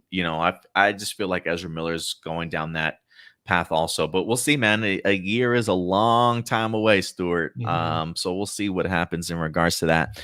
Carlo also says for the 30th anniversary special for Power Rangers or the season, if Austin St. John can't return because of the obvious, and Hasbro brings in Steve Cardenas instead as the Red Ranger. I think seeing him back would feel very out of place, considering Rocky never met Trini or Jason.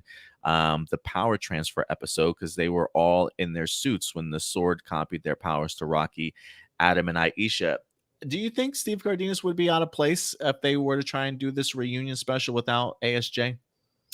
I don't think it'd be too out of place. I would hope that they have like a one-off line of hey, sorry Jason couldn't make it, and then something like that. But given that we've seen him not even that long ago because he was there for the 25th anniversary special, yeah, no, I don't think it'd be that out of place. The only people I could see being confused by it are maybe some of the younger audiences watching it who maybe didn't watch Ninja Steel but started on Power Rangers with Beast Morphers and then being like, wait, I thought the Red Ranger was this other guy. Who's this? But then again, I feel like if someone, just watched Ninja Steel and then went into Beast Morphers, it could have been the same, thought. So I feel like if they've already, been willing to trade which one's in the red costume, within a 2-year span, I feel like doing it within a what that would have been like a 3-year span, I feel like it wouldn't be that much different. For me, I'm gonna say, and I'm a big fan of Steve Cardenas, but if you can't get ASJ, don't do it. Mhm. I'd say pull the plug on it. Um, I, unless he's not a big part of the storyline. Last that I had heard, they had invited some of the OGs to return.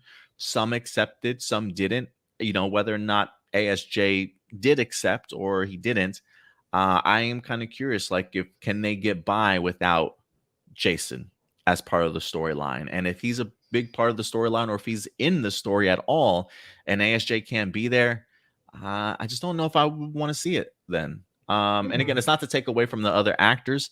It would just, for me, it would feel out of place. Like, look, I appreciate the service you've done, Steve Cardenas as the Red Ranger, but you're just not the OG. You're just not the one that I want to follow up in regards to it. So, I would want to know what the OGs are up to after all these years, not necessarily their replacements. Maybe that's harsh to say, but for me, I would just say if ASJ can't be a part of it, and again, we'll see what the outcome is. If not, then I don't personally, sadly, I don't want to see it.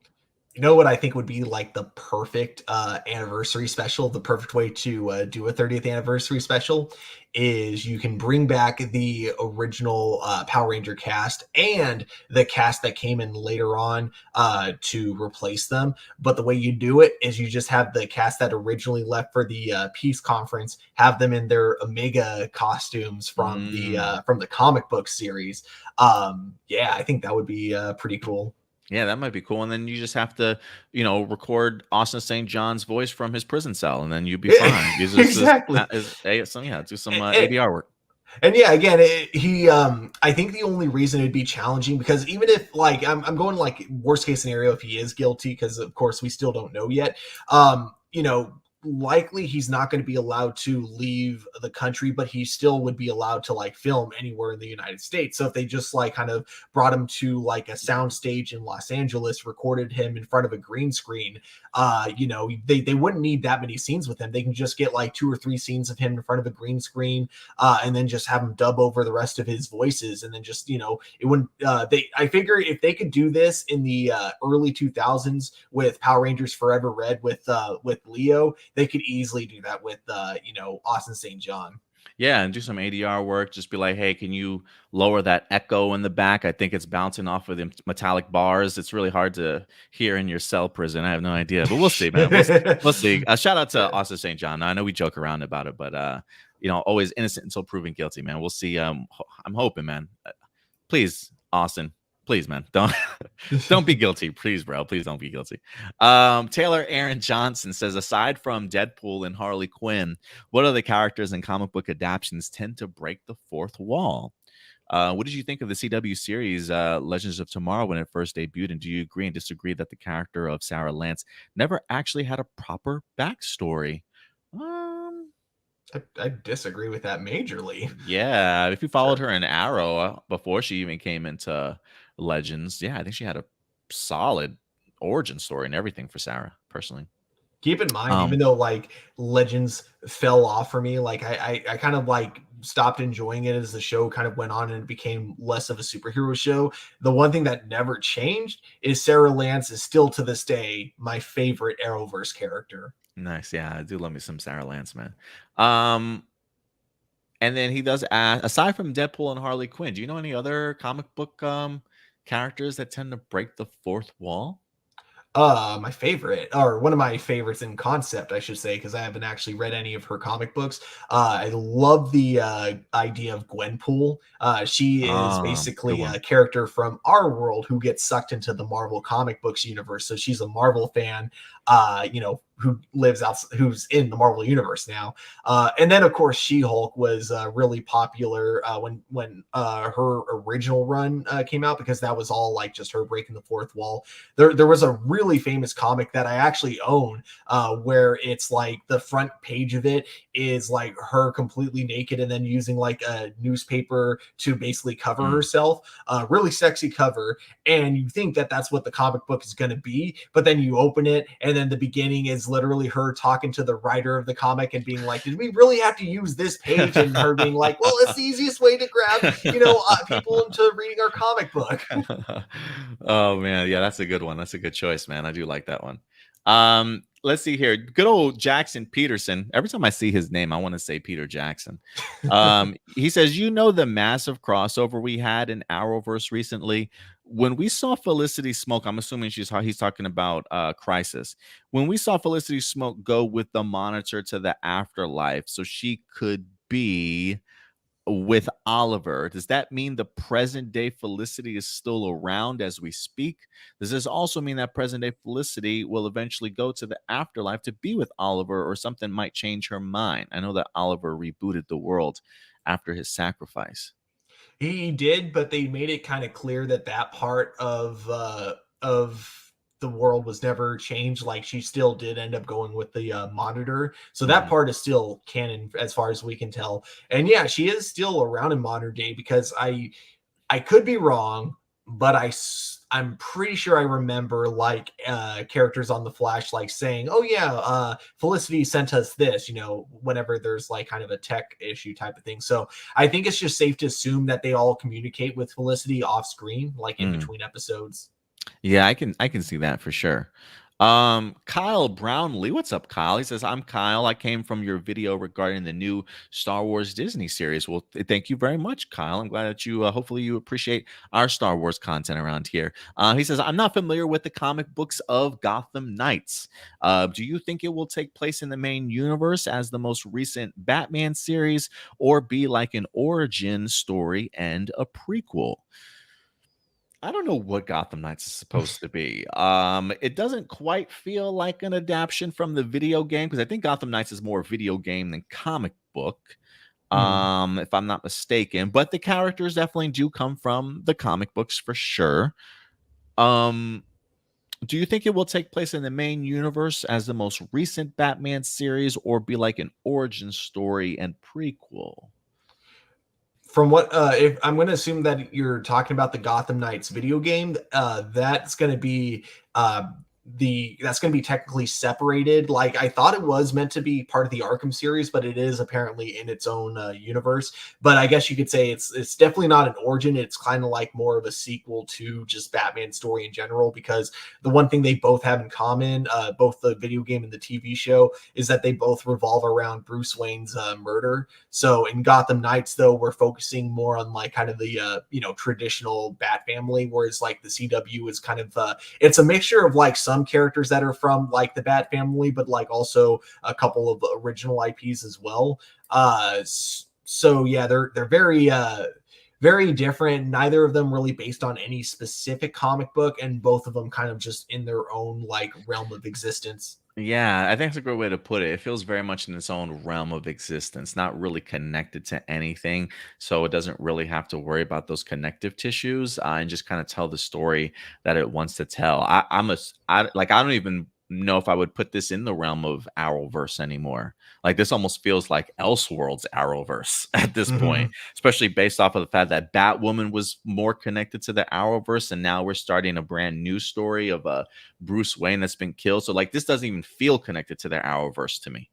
Yeah, and then of course with Gotham Knights, it's the video game that is. Sorry, with the video game, it's like well, if it has to deal with Bruce Wayne's murder, but they're still going to be doing more Arkham games in the future. I think that's why they made it clear it wasn't part of the Arkham universe, is because they don't want people to be confused of why is Batman alive here but dead here and then alive again.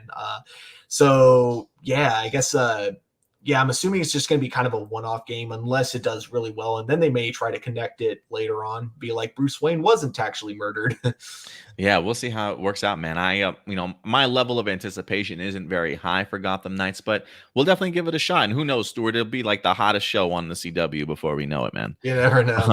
uh, For the video game, I feel like if it was 10 years ago and I was like still like a huge gamer, I would oh, definitely be really hyped for the video game. I get you, most definitely. Kevin Rickardson, what do you think of the first look set photos of DC's Blue Beetle? Do you think the suit will be have some same traits from Iron Man, like the helmet being able to open up? And how do you think Jaime Reyes, ugh, even gets his powers? I remember seeing the character Blue Beetle a long time ago in the WB, which is now known as the CW. Yeah, was that a Smallville Blue Beetle that they did back in Yeah. the day? Yeah, this is definitely a completely different iteration for sure. But I really love the set photos. I thought the costume looked incredible. I'm ready to kind of see even what some of the VFX of the costume certainly like might look like. Does it come onto his body very much similar to like that of the Guyver from like the classic film? Is it going more alien symbiote style? Is this kind of like an armor thing? I am kind of intrigued to kind of see how they implement it, or how like visually it'll look when he actually puts on the costume. But I love the design. I don't see the faceplate opening though. Um, but maybe it does. I don't know. I mean, there are shots in here with him without the helmet on, so it might do that. It might actually do that. Now that I think about it, Kevin. I think it will because it does that in the comic books. In the comics, And yeah. And we have seen yeah, some of the set oh, photos where he has just the costume on, but not the helmet. So it's possible then, Kevin, for sure. and then yeah, I think that comparing it to Iron Man is actually might be pretty accurate. Like specifically the very first Iron Man, where there were a lot of shots where it was actually a guy in an Iron Man costume before they decided to just make it all motion capture. Yeah. So I feel like yeah, think like very like Iron Man 1. I think that's what we can expect from the suit in this movie. You might be onto something there, then, Stuart. Let's see here. Christina Padilla, what do you think and love about the MCU as a whole recently? And what would you love to see that's even better that could also apply to the DC EU? So what do you think and love about the MCU as a whole recently? Um for me, I've really enjoyed the new characters that we've gotten the opportunity to explore. And even not even necessarily the new characters, but even throwing in some the old characters, right? Like I feel like Falcon and the Winter Soldier, or I should say the new Captain America, people like Scarlet Witch and Vision, all these characters that felt very secondary Avengers characters are really now getting great opportunities to shine in their own individual stuff. And for me, it's really made me appreciate their characters even a little bit more in seeing how much they've grown since they were first introduced, how big of a role they're kind of playing, certainly going forward, and the fact that they've made themselves sort of A-level characters. I've really enjoyed seeing those growth and the ability for the MCU to introduce us not only to new characters, but still continue to make each of those characters feel fresh and unique. Like I am continuing to get something new after 10 years of the MCU being around. I think that's pretty amazing that they're capable of doing that still. Yeah, 100% agree with that. And then yeah, the fact that Marvel knows how to give like the right amount of fan service, even now, they don't let the fan service drive the story, but it's definitely there. Like I think Doctor Strange: Multiverse of Madness was like kind of that perfect example of that. What do you love? What would you love to see that's even better? Is there anything that you would like to see the MCU implement or do things a little bit better in areas that they're not right now? And I'm sure this is going to change once Deadpool comes out, but I still really want to see Marvel do a couple of R-rated movies as well. Because yeah, I'd love to see it through. I'd love to see the Marvel universe through a more like violent lens, where it's like we actually see like a more like gritty impact of what a superhero battle would look like in the real world. Something kind of similar to. Did you ever watch the show Invincible? Oh, the animated series? Yeah, Yeah, it was great. something similar to that battle between Invincible Ooh. and his Oh dad. God. God. You really want them to push the envelope, huh? Yeah, like I'd Yeah. love to see that, and I'm sure we're gonna get something similar to that once we get a Maybe Deadpool, and if it's Deadpool. successful, then we could get that same type of thing with a less comedic vibe, like with a movie, like if they wanted to do Punisher, you know what I mean? No, I totally get you. Yeah, I love your vision of where you'd like to see them go, though.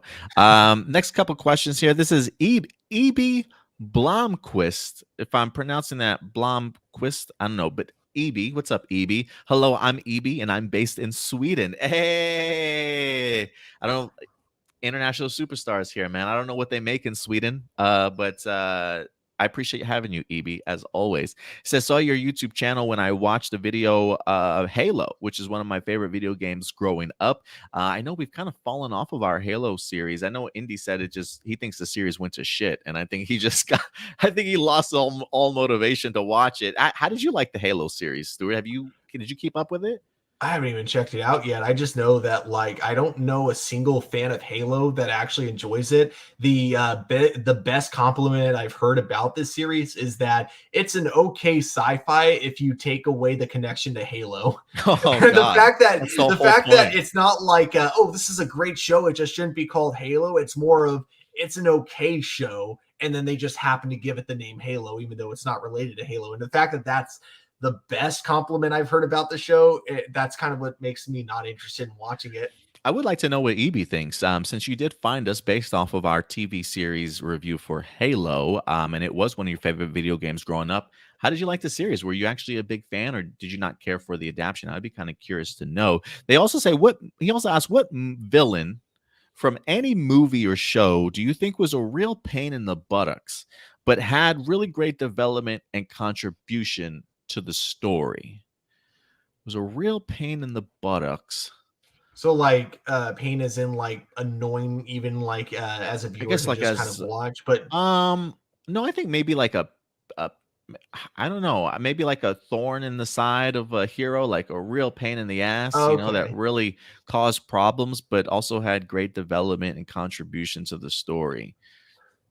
I got a few like you got Spike from Buffy the Vampire Slayer, who Mm, his the biggest thing is that he went from being like a villain to someone who then later wanted to be good, but good for the wrong reasons. It wasn't because he was like, oh, I feel bad for killing. It's because I want to get into Buffy's pants, and when I'm good, she seems to be more open to that idea. And I think that made him like a perfect like thorn for the main characters, like even when he was trying to be good, because Buffy was very much not interested. And then you also have I think my two favorites on the CW that are still constantly being painted. Well, actually, one of them not anymore, but basically Tobias Well and Eobard Thawne, mm, because they're those main villains that were introduced in season one. They're the reason our main characters grew up with like a challenging childhood, because they're the reasons they lost their parents as a kid. And then they also just happen to stick around like the entire time, like being a pain in the ass from beginning to end. So I to think end. those two would be good examples as well. I'll give you two. My uh, N not quite my number 1 here choice, but I will throw out, since you threw out a DC television show, I will say Lex Luthor, John Cryer's Lex Luthor. I always loved how this seasons or some I remember one season in particular, they introduced Lex late into the series, but when they introduced him, they showed you all the connective pieces to how he played a role earlier in the season to making Mm-hmm. everything happen, even though he wasn't seen on screen. And I just think John Cryer's just been an amazing Lex Luthor since then. I mean, I really like the way he's been utilized. So definitely a pain in the butt for Supergirl and her super friends for sure. But I thought they've always done a great job with his character. But the one that immediately jumps to me, Stuart, I'm gonna go with Gollum from Lord of the Rings. Oh, A nice. real pain in the ass. Don't know if you could trust this guy. Trying to kill you, wants to be your friend. He just wants his precious. Like definitely a real pain in the butt to our hobbits and just the heroes. But talk about great character development, great contribution to the story. I always one of my favorite scenes of Gollum comes from the Two Towers when he's literally fighting with himself. The back and forth between Schmeagol and Gollum. I think it's some of what's the guy Andy Serkis's like best work, honestly. But I think Gollum's a great character, somebody that's you can't trust all movie long, pretty much. He'll be a traitor to your ass in a heartbeat and give you up, sort of thing. But you need his help. You know what I'm saying? I always loved his addition to Lord of the Rings. Always a big fan of him. Yeah, it's like the entire time. Oh, and by the way, can you delete the bot comments? For some reason, StreamYard is once again not allowing me to do so. Oh, I don't see Um, any new ones yet. When they come up, I'll bring them up though. It looks like they've been blocked already. oh, maybe they did get blocked. It's just not showing it on my end. Well, it's okay. So something. Oh yeah. So my favorite thing about Gollum is that yeah, he was exactly what the second Lord of the Rings movie would what they needed, because yeah, the thing was Sam and Frodo got along really well, and in a movie that would have been extremely boring if that was like what Extremely. we had going for the next two movies. So him being that perfect foil, who's like not super evil but just evil enough to be like it's like not evil enough to kill, but also It's like that. evil enough to still be a pain. You know Yeah, what I mean? that manipulation, Yeah. that putting them against each other sort of thing, trying to, put a wrench in their plans sort of thing like that. It's just very conniving, and I always really appreciated Gollum. for And I, that for sure. and I think it helps you appreciate the friendship between Frodo and Sam even Even more. more, Mhm. because then you're like, wow, they were able, despite that like really clever manipulation on Golem's part, they were still able to overcome it, even with his manipulation, and then Frodo, of course, losing his mind because of the ring. We all need a Samwise Gamgee in our life. I think is Yeah. the lesson of Lord of the Rings. Everybody go get you a Samwise Gamgee. Let's see. There's another email here from Lucas Taylor. It's a little bit long, Stuart, so I will leave that for you to answer. It's a Power Ranger team up question. Okay. So I will leave that as new for you. AJ, last minute question from Stuart's part 2 segment. Oh, so he tried to send this in quickly. Which version of Black Mask do you like better or worse? The one from CW, Batwoman, or Birds of Prey? Dude, this is gonna sound like blasphemy because Ewan McGregor, he can do no wrong. I kind of like the Batwoman version better, Okay. just Okay. because like he felt way more accurate to the comic books. Ewan McGregor took a very, very different approach to the character, and it worked for the tone of that particular movie. But Batwoman, just that was the one I imagined from his introduction was my biggest complaint, because it's weird. It's like they wrote him to be a very different character when they first introduced him. Like he was meant to be his own like a vigilante in his own way, but then like it was almost like the very next episode he's in there, like nothing he said in the first episode of his introduction matched like who he became like the latter half of Batwoman. Like, so Hmm. that was when he was like actually a really cool villain. Yeah, I didn't get a chance to watch the Batwoman season with Black Mask in it so much, so I don't really have an opinion on this one. But I did like Ewan McGregor's take on the character for sure. Um, Carter Matthews, what's up, Carter? He's got an email. He says, "I'm confused in regards to this. Is his subject is X-Men Wolverine age." He says, "I'm confused. You know how the X-Men films where we've had younger versions of the X-Men. Why is Hugh Jackman as Wolverine looked exactly the same? Does it have to do with being the mutant? I'm not really sure. All the other characters like Cyclops, Storm, Professor X were younger than Logan, even during the original films when the old cast members."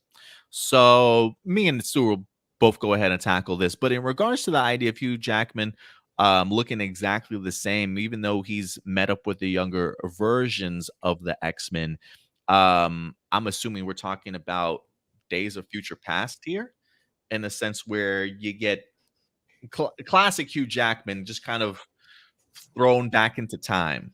Um, and so that's why he looks the same as he does from the original films or older compared to the younger versions of the X-Men characters. But if we're talking about like just the idea that he looks younger than, say, Cyclops, Storm, Professor X, who are all younger than him, that's definitely him being the mutant side of things for sure, and how his powers work, right, Stuart? Yeah, exactly. That's why in Days of Future Past they specifically sent him back, because he would be in the exact same body that he was like in the 70s, and then also the fact that his regeneration would cause him to heal the moment he got sent back. But yeah, that's it's all that's just all his power set. That's why he looked the same from. I forgot, when did Origins first start? Like when it started, what year did it take place? Like 1800s? Yeah, something like that. I don't remember, man. I've only seen Origins once, and then I erased it from my memory. Fair enough. Yeah. Like, so, but yeah, that's why he looked the same from like the 1800s all the way up to, which I think Logan took place in like what, like 2040 or something like that. Yeah, so that's why. Yeah, it's definitely his mutant abilities. It definitely slows down his aging for sure. So he's lived for hundreds, if not thousands, of years for all we know. Who knows how far Wolverine's origin truly goes? Is that a Oh, fly, Adam? Yes, there's a damn fly in this yeah. room. It's just I was driving me gonna fucking say, crazy, bro. one way that your camera is really high tech is I was able to see the fly like kind of walking on your Land running microphone. thing. Yeah, Yeah, that's exactly, and like it's start kind of annoying. crawling up. It's annoying. I'm just glad I haven't swallowed one yet. Let's see here. Jesse Michaels. What do you think of Kevin Smith movies? I saw the movie Cop Out on Netflix starring Bruce Willis and Tracy Morgan. It was really bad, but enjoyable. Does he make really bad movies? I mean, Cop Out's the worst. I I mean, mean, that's not listen, even like that's I probably not wouldn't even even. his worst movie. I mean, I wouldn't even call that a Kevin Smith movie because, like, it's one he literally just kind of did as a job because he was assigned to direct it. He took it as a job, not as like an actual movie he was doing. Uh, And he's got some horror yeah. stories about working with Bruce Willis too on that movie too. Dude, Um, his one of his more recent podcasts, he actually kind of did a full on apology and almost kind of broke down when talking about working with Bruce Bruce Willis Willis, because wow. he only he had just found out about like Bruce Willis's condition, Oh yeah. and so I guess like something that really got to him is like, oh God, what if he was like if it started Mm. manifesting when I was working with him? So a lot of his mannerisms that I took the like as him being an asshole, like what if that wasn't actually him? That might have actually been because of his condition. And I did this whole, and he's like, I can't believe I did this whole stand up where I just talked about what an asshole he is when he may have had like a medical. So he like Yeah. almost started breaking down crying when talking about it. So Because I think Kevin Smith's yeah, a good dude, you know. he I think he is. always Yeah. comes from a really good mindset and a good place. So, like, if he is talking about somebody like that, it's like, man, he must have had a really bad experience, you know. But leave it up to somebody like Kevin Smith, though, that has that type of personality to be humble enough to apologize and recognize, like, hey, I might have fucked up when I was Mhm. talking bad about you, but I definitely understand his reasoning. But does Kevin Smith make bad movies? I wouldn't say he makes bad movies per se, but I think he definitely makes niche movies that work Mhm. for you or don't. Like you either relate or you just don't.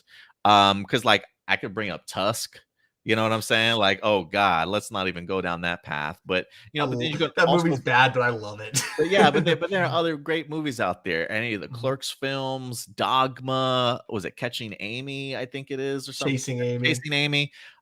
He does have some great cult classics and some great franchises, but it could be hit or miss sometimes. They Yeah. also say, speaking of Kevin Smith, have you seen one movie he did a sequel which he considered a reboot called Jay and Silent Bob Reboot? I have not seen it. I believe Melissa Benoist as who played Yeah. She April has a Crow was in it. cameo. How did you like the movie? I love Jane Silent Bob reboot. It almost felt like a perfect combination of like kind of the more old school like even when he did comedies, he always had like kind of a serious tone when it came to certain aspects of his movies. In the first Clerks movie, in Chasing Amy, and then in Dogma, and it felt like Jane Silent Bob reboot was like kind of it really went back to that side of the things. Especially with Jason Mewes' relationship with or not Jason Mewes, sorry, I'm thinking the actor, sorry, with Jay's relationship with his daughter that he only recently discovers that he has. It gets surprisingly heartwarming and emotional later on between the Mm. two of them, and it takes a more serious direction in that way that I really didn't expect. But you also have the incredibly hilarious like goofy gags that like go in between all these really funny moments, like when they're doing this road trip to get to LA, and then super self-aware because it's of course a reboot that acknowledges the events of the first movie, and people being like, man, you guys are in your 50s and you're still doing this kind of thing. Yeah, no, I still haven't seen that one, but I do appreciate the first Jay and Silent Bob. I'm very much a Clerks guy. I love the Mhm. first Clerks, 1 and 2 sort of thing. I can't wait to see him complete this trilogy. So that's definitely the films that I'm a big fan of, and I think Dogma is another one of my favorites too. Dogma's amazing, and it's the okay. So because of this movie, I think this should be like a new law. If you're a game, either a game publisher or a movie publisher, if you are not selling your product or at least giving your product to a streaming service for a full year, that product should be public domain. I think Dogma at this point should be public domain because no one's selling it, and if you want a copy of it, you have to pay over $100 to get it on DVD. And then, I can name a crap ton of old retro video games that are no longer being sold. And it's like, okay, if you're not going to sell these games, make it public domain. Anyone should be allowed to play these for free at that point because you're not making money on them. When it comes to Dogma, the only thing I want from Dogma is a Buddy Christ bobblehead. That's the only thing. Yes. If I can get a Jesus bobblehead of him just with the big thumbs up, I'll take it. I would love to put that on my shelf back there. Jessica Fryman's got a question. Who would you like to like to see play Speed Racer in the upcoming live action series? And do you think Superman or the Flash will show up on Stargirl one day? Well, Jay Garrick has started. The Jay Garrick Flash has popped up on Stargirl. Any chance that we get to see Superman or Barry Allen, Stuart? You I think? think Barry Allen is a lot more likely to show up on Stargirl, just because I feel like those two shows have a much more similar tone. Superman and Lois feels like a little bit of a different. It would be.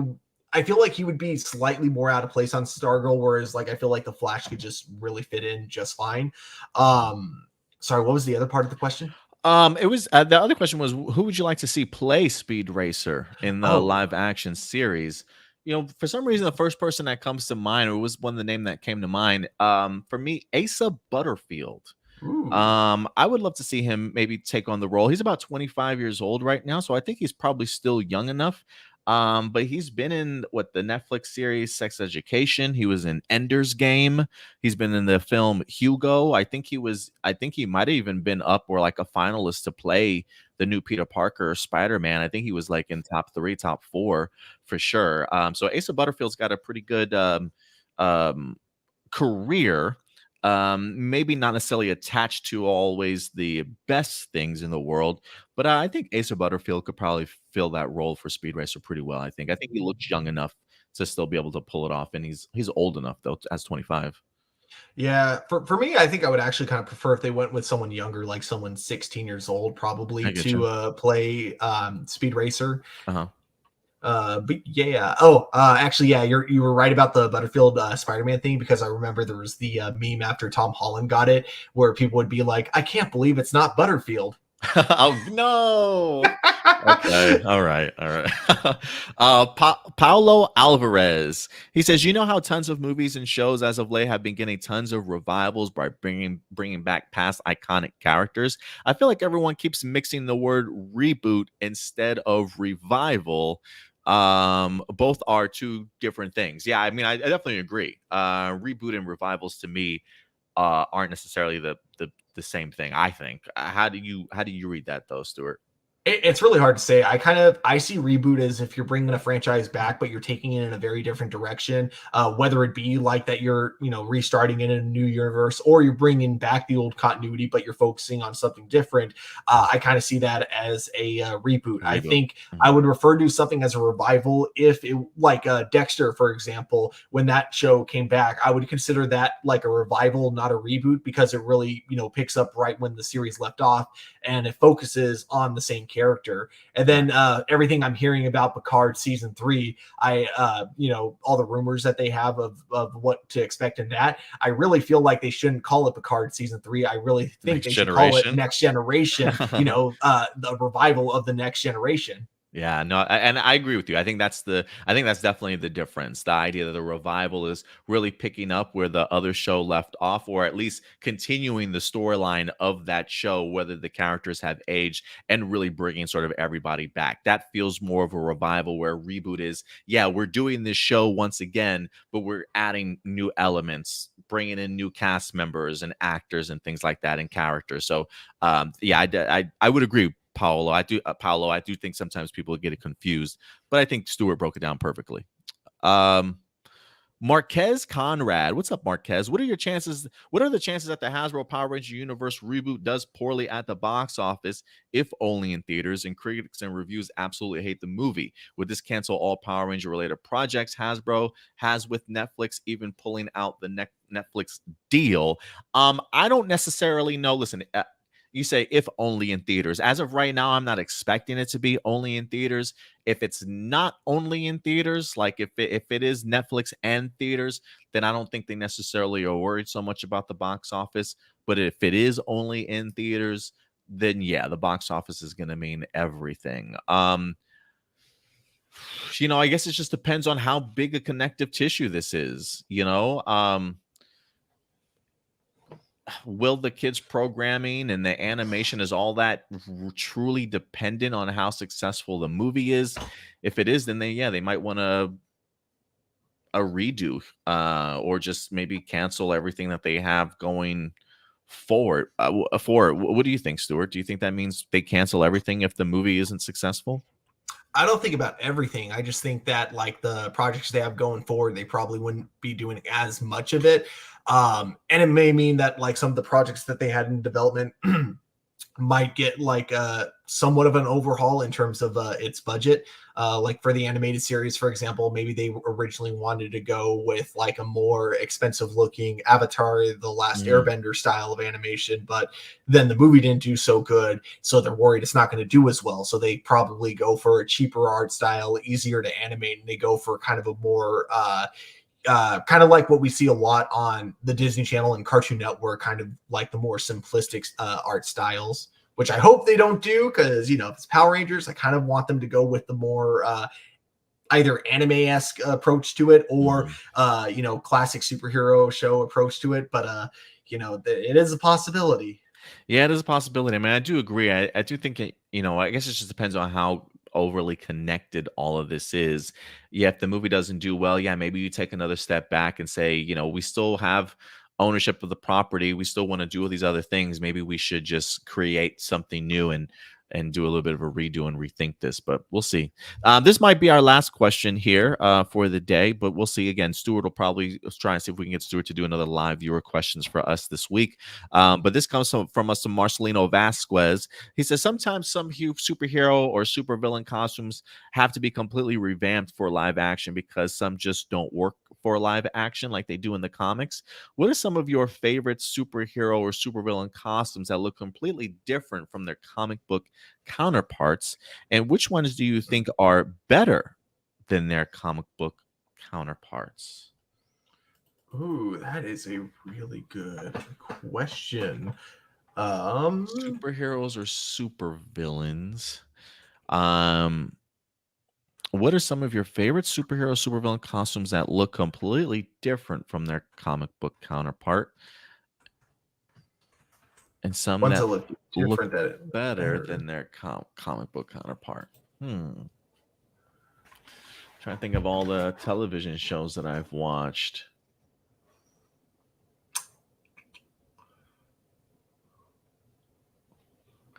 I will say, Peacemaker, I feel like is pretty on point, but I'm actually hella impressed with how I actually kind of like the Peacemaker costume. It's pretty vibrant and pretty bright. I'm trying to think of some other characters from whether it be our verse, the MCU that we've seen. God, okay, I'm looking through it and it's like, yeah, the more I look through it, the more I'm realizing a lot of my favorite costumes are the comic book accurate ones. I can't find too many that are like different that Different from the comic book adaptation. yeah, yeah, or different but still look like better. Like I can't find any different ones that look better from the comic book adaptations. Um Let me see. I will say this. I am actually a bigger fan of Scarlet Witch's new costume in the MCU than I am her comic book accurate one. They kind of teased it a little bit in the WandaVision, as like her Halloween costume, if you will. But I think the Scarlet Witch that we see in Doctor Strange 2, I think is a much better costume, which is a big change from where we had Scarlet Witch from her time in the first couple of phases during the Infinity Saga. I really am impressed with her new character development or her new costume that she has. Found one. Falcon, not specifically, obviously not Captain America's Falcon costume because that one was extremely accurate to the comic books. But the Falcon costume that he wears before that is actually a lot different than what we get in the comic books. I like it. So I mean the Sam Wilson Captain America costume?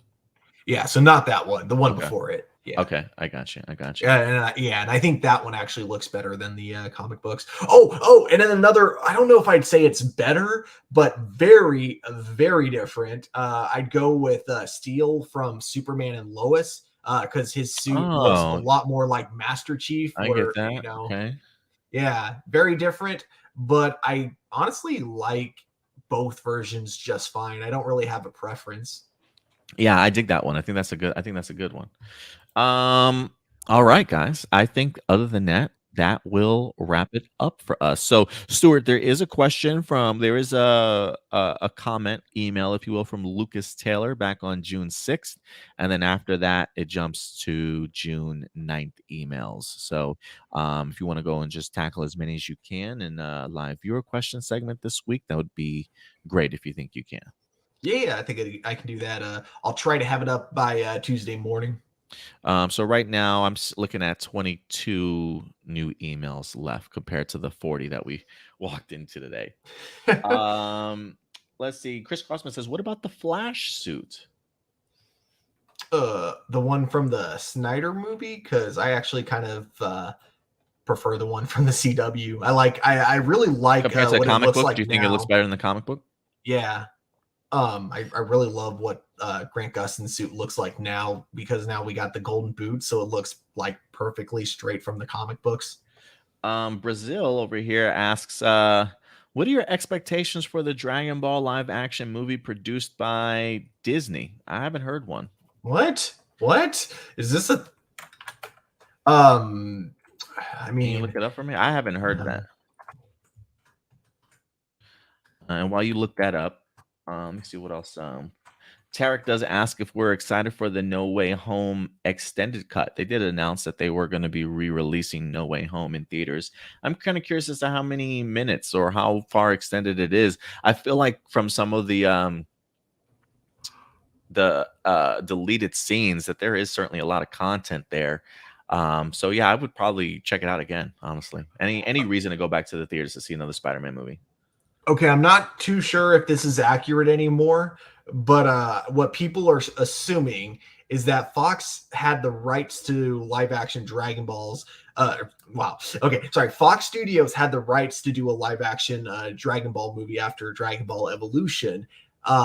And so the assumption is that because Disney bought Fox, the rights now go to Disney. But I don't think that's accurate for two reasons. One, Dragon Ball Evolution came out 2009, and usually if you're going to keep the rights to a film franchise like that, you have to keep going. You have to keep making movies, and they haven't made another Dragon Ball movie since then. So I don't even think Fox had the rights to it anymore. I know they did technically produce the animated Dragon Ball Z movies, but I think that was just more like they distributed it because like they were paid by Funimation to do so. I don't think they actually owned the rights to it. And then the other thing is that a lot of times the deals expire if like the studios are being bought out by someone else. So like for example, there was this whole thing where Sony was about to get bought out by Apple, and if that had happened, the rights of Spider-Man were going to revert back to Marvel Studios. So I think it would have been the same thing with Dragon Ball. I feel like the rights to a live action Dragon Ball, if Fox still had it when Disney bought them, I feel like that would have gone back to Toei, and I don't think they owned it. But if Disney did want to make a live action Dragon Ball movie, I would be excited for it. I would hope that they would, give it to people who are fans to develop. And I don't mean like, fans who aren't like, part of the film industry. I mean, obviously go for people who work in the film industry to work on it, but make sure there's someone who really understand Dragon Ball, not just the show and the manga, but like understand really the origins of Dragon Ball, essentially like what inspired Akira Toriyama to make Dragon Ball, because Dragon Ball, it's very similar to Star Wars in the sense of it's accumulation of so many different things, whether it be from Hollywood, from old, mythologies, all really brought together to make one really unique universe. And I hope whoever they bring to make a live action Dragon Ball movie would be someone who recognizes that. So right now, I mean, you make some great points. Right now, though, it is certainly just a rumor, just the theory out there. I haven't seen anything current written on it since 2019, 2020, and the articles that I am seeing come from the website We Got This Covered and Oh yeah, no. cosmicbooknews.com or something like that. So, not necessarily the most trustworthy sources. It just seems more like wishful thinking, if anything, Yeah. based off of the merger and kind of a lot of uncertainty as to whether or not Disney still even owns have the rights to Dragon Ball as of right now. So again, nothing confirmed, but it definitely it's always a possibility. But I wouldn't mind seeing Disney tackle it if they wanted to. God, I came across the Screen Rant article and I see something that looks kind of cool and disturbing at the same time. Someone basically photoshopped Samuel Jackson to look like Piccolo. I just saw Dwayne "The Rock" Johnson as Nappa. Yes, see that I could see working really well. I can see that too. I think they had Kevin Hart as Vegeta though. In the Don't know about that. Yeah, the nice little duo there. And then Chris Crossman does ask, do you think we'll ever get Black Widow's sister pop up in the future MCU films? I do think the next place we see her will either be in the Captain America 4 movie or Thunderbolts. I think might be a next place. But I fully expect Florence Pugh to certainly return. Agreed. All right, guys. I think other than that, I think that might do it here for all of our questions today and wrap up today's show. So thank you very much, everybody, for certainly coming through. Great to have all your viewership here. And to listen, especially if you're joining us on a weekly basis, if you're in the live chat right now, do us a big favor. Hit that like button, guys. That like button really does go a long way. We are in the process of trying to grow our community here at A+ Hero Report. So if you want to share our videos, like our videos, comment on our videos after they have in fact streamed. All of that definitely helps for the algorithm and for YouTube to certainly recognize us and recommend it to other people. So definitely go ahead and subscribe to the channel and also hit that bell notification if you haven't already, so that when we do drop brand new videos, you will be notified. You got something? And yeah, our goal is 1,000 subscribers by the end of the year. We're currently at 901 subscribers, so definitely tell your friends about us. Share our videos on social media if you would like. And yeah, thank you guys all so much for tuning in. Yeah, most definitely. So yeah, we are on the road to 1,000 subscribers here. Help us get monetized. It definitely will certainly help out tremendously here. But other than that, guys, we'll see you later on this week. Again, we got our Miss Marvel review dropping every Thursday at 11 a.m. You can also follow us for our Obi-Wan Kenobi reviews live Thursday at 1 p.m. Central Time.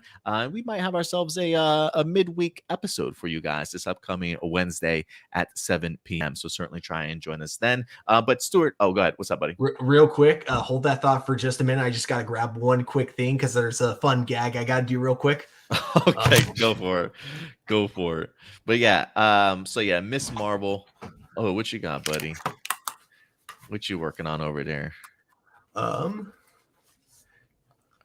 Ask me what the scouter says about our subscriber count. Oh no! What's our power level right now, Stuart, for A+ Hero Report? It's over 900. I love it. Best moment of the day, y'all. Somebody cut that out and just throw that up on Twitter, please. I would love to. Let's go, man. I love it, Stuart. But yeah, guys, listen, if you guys do want to follow Stuart on social media, where can they find you, sir? You guys can find me at TurboStew01 over on Twitter and on Instagram. Awesome, man. And guys, if you want to follow us on social media, you can certainly do so right up here at A+ Opinions. Very active over on Twitter as well as Instagram. And our main page is, in fact, our Facebook page. Go ahead and check us out over there, guys. We post articles all week long, trailers, posters, memes.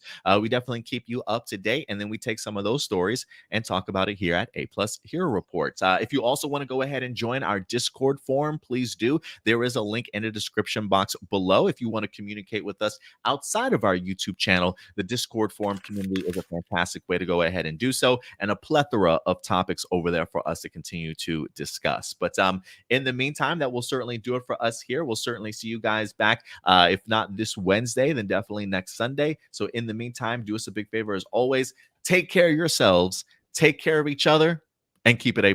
We'll talk to you guys later. Bye.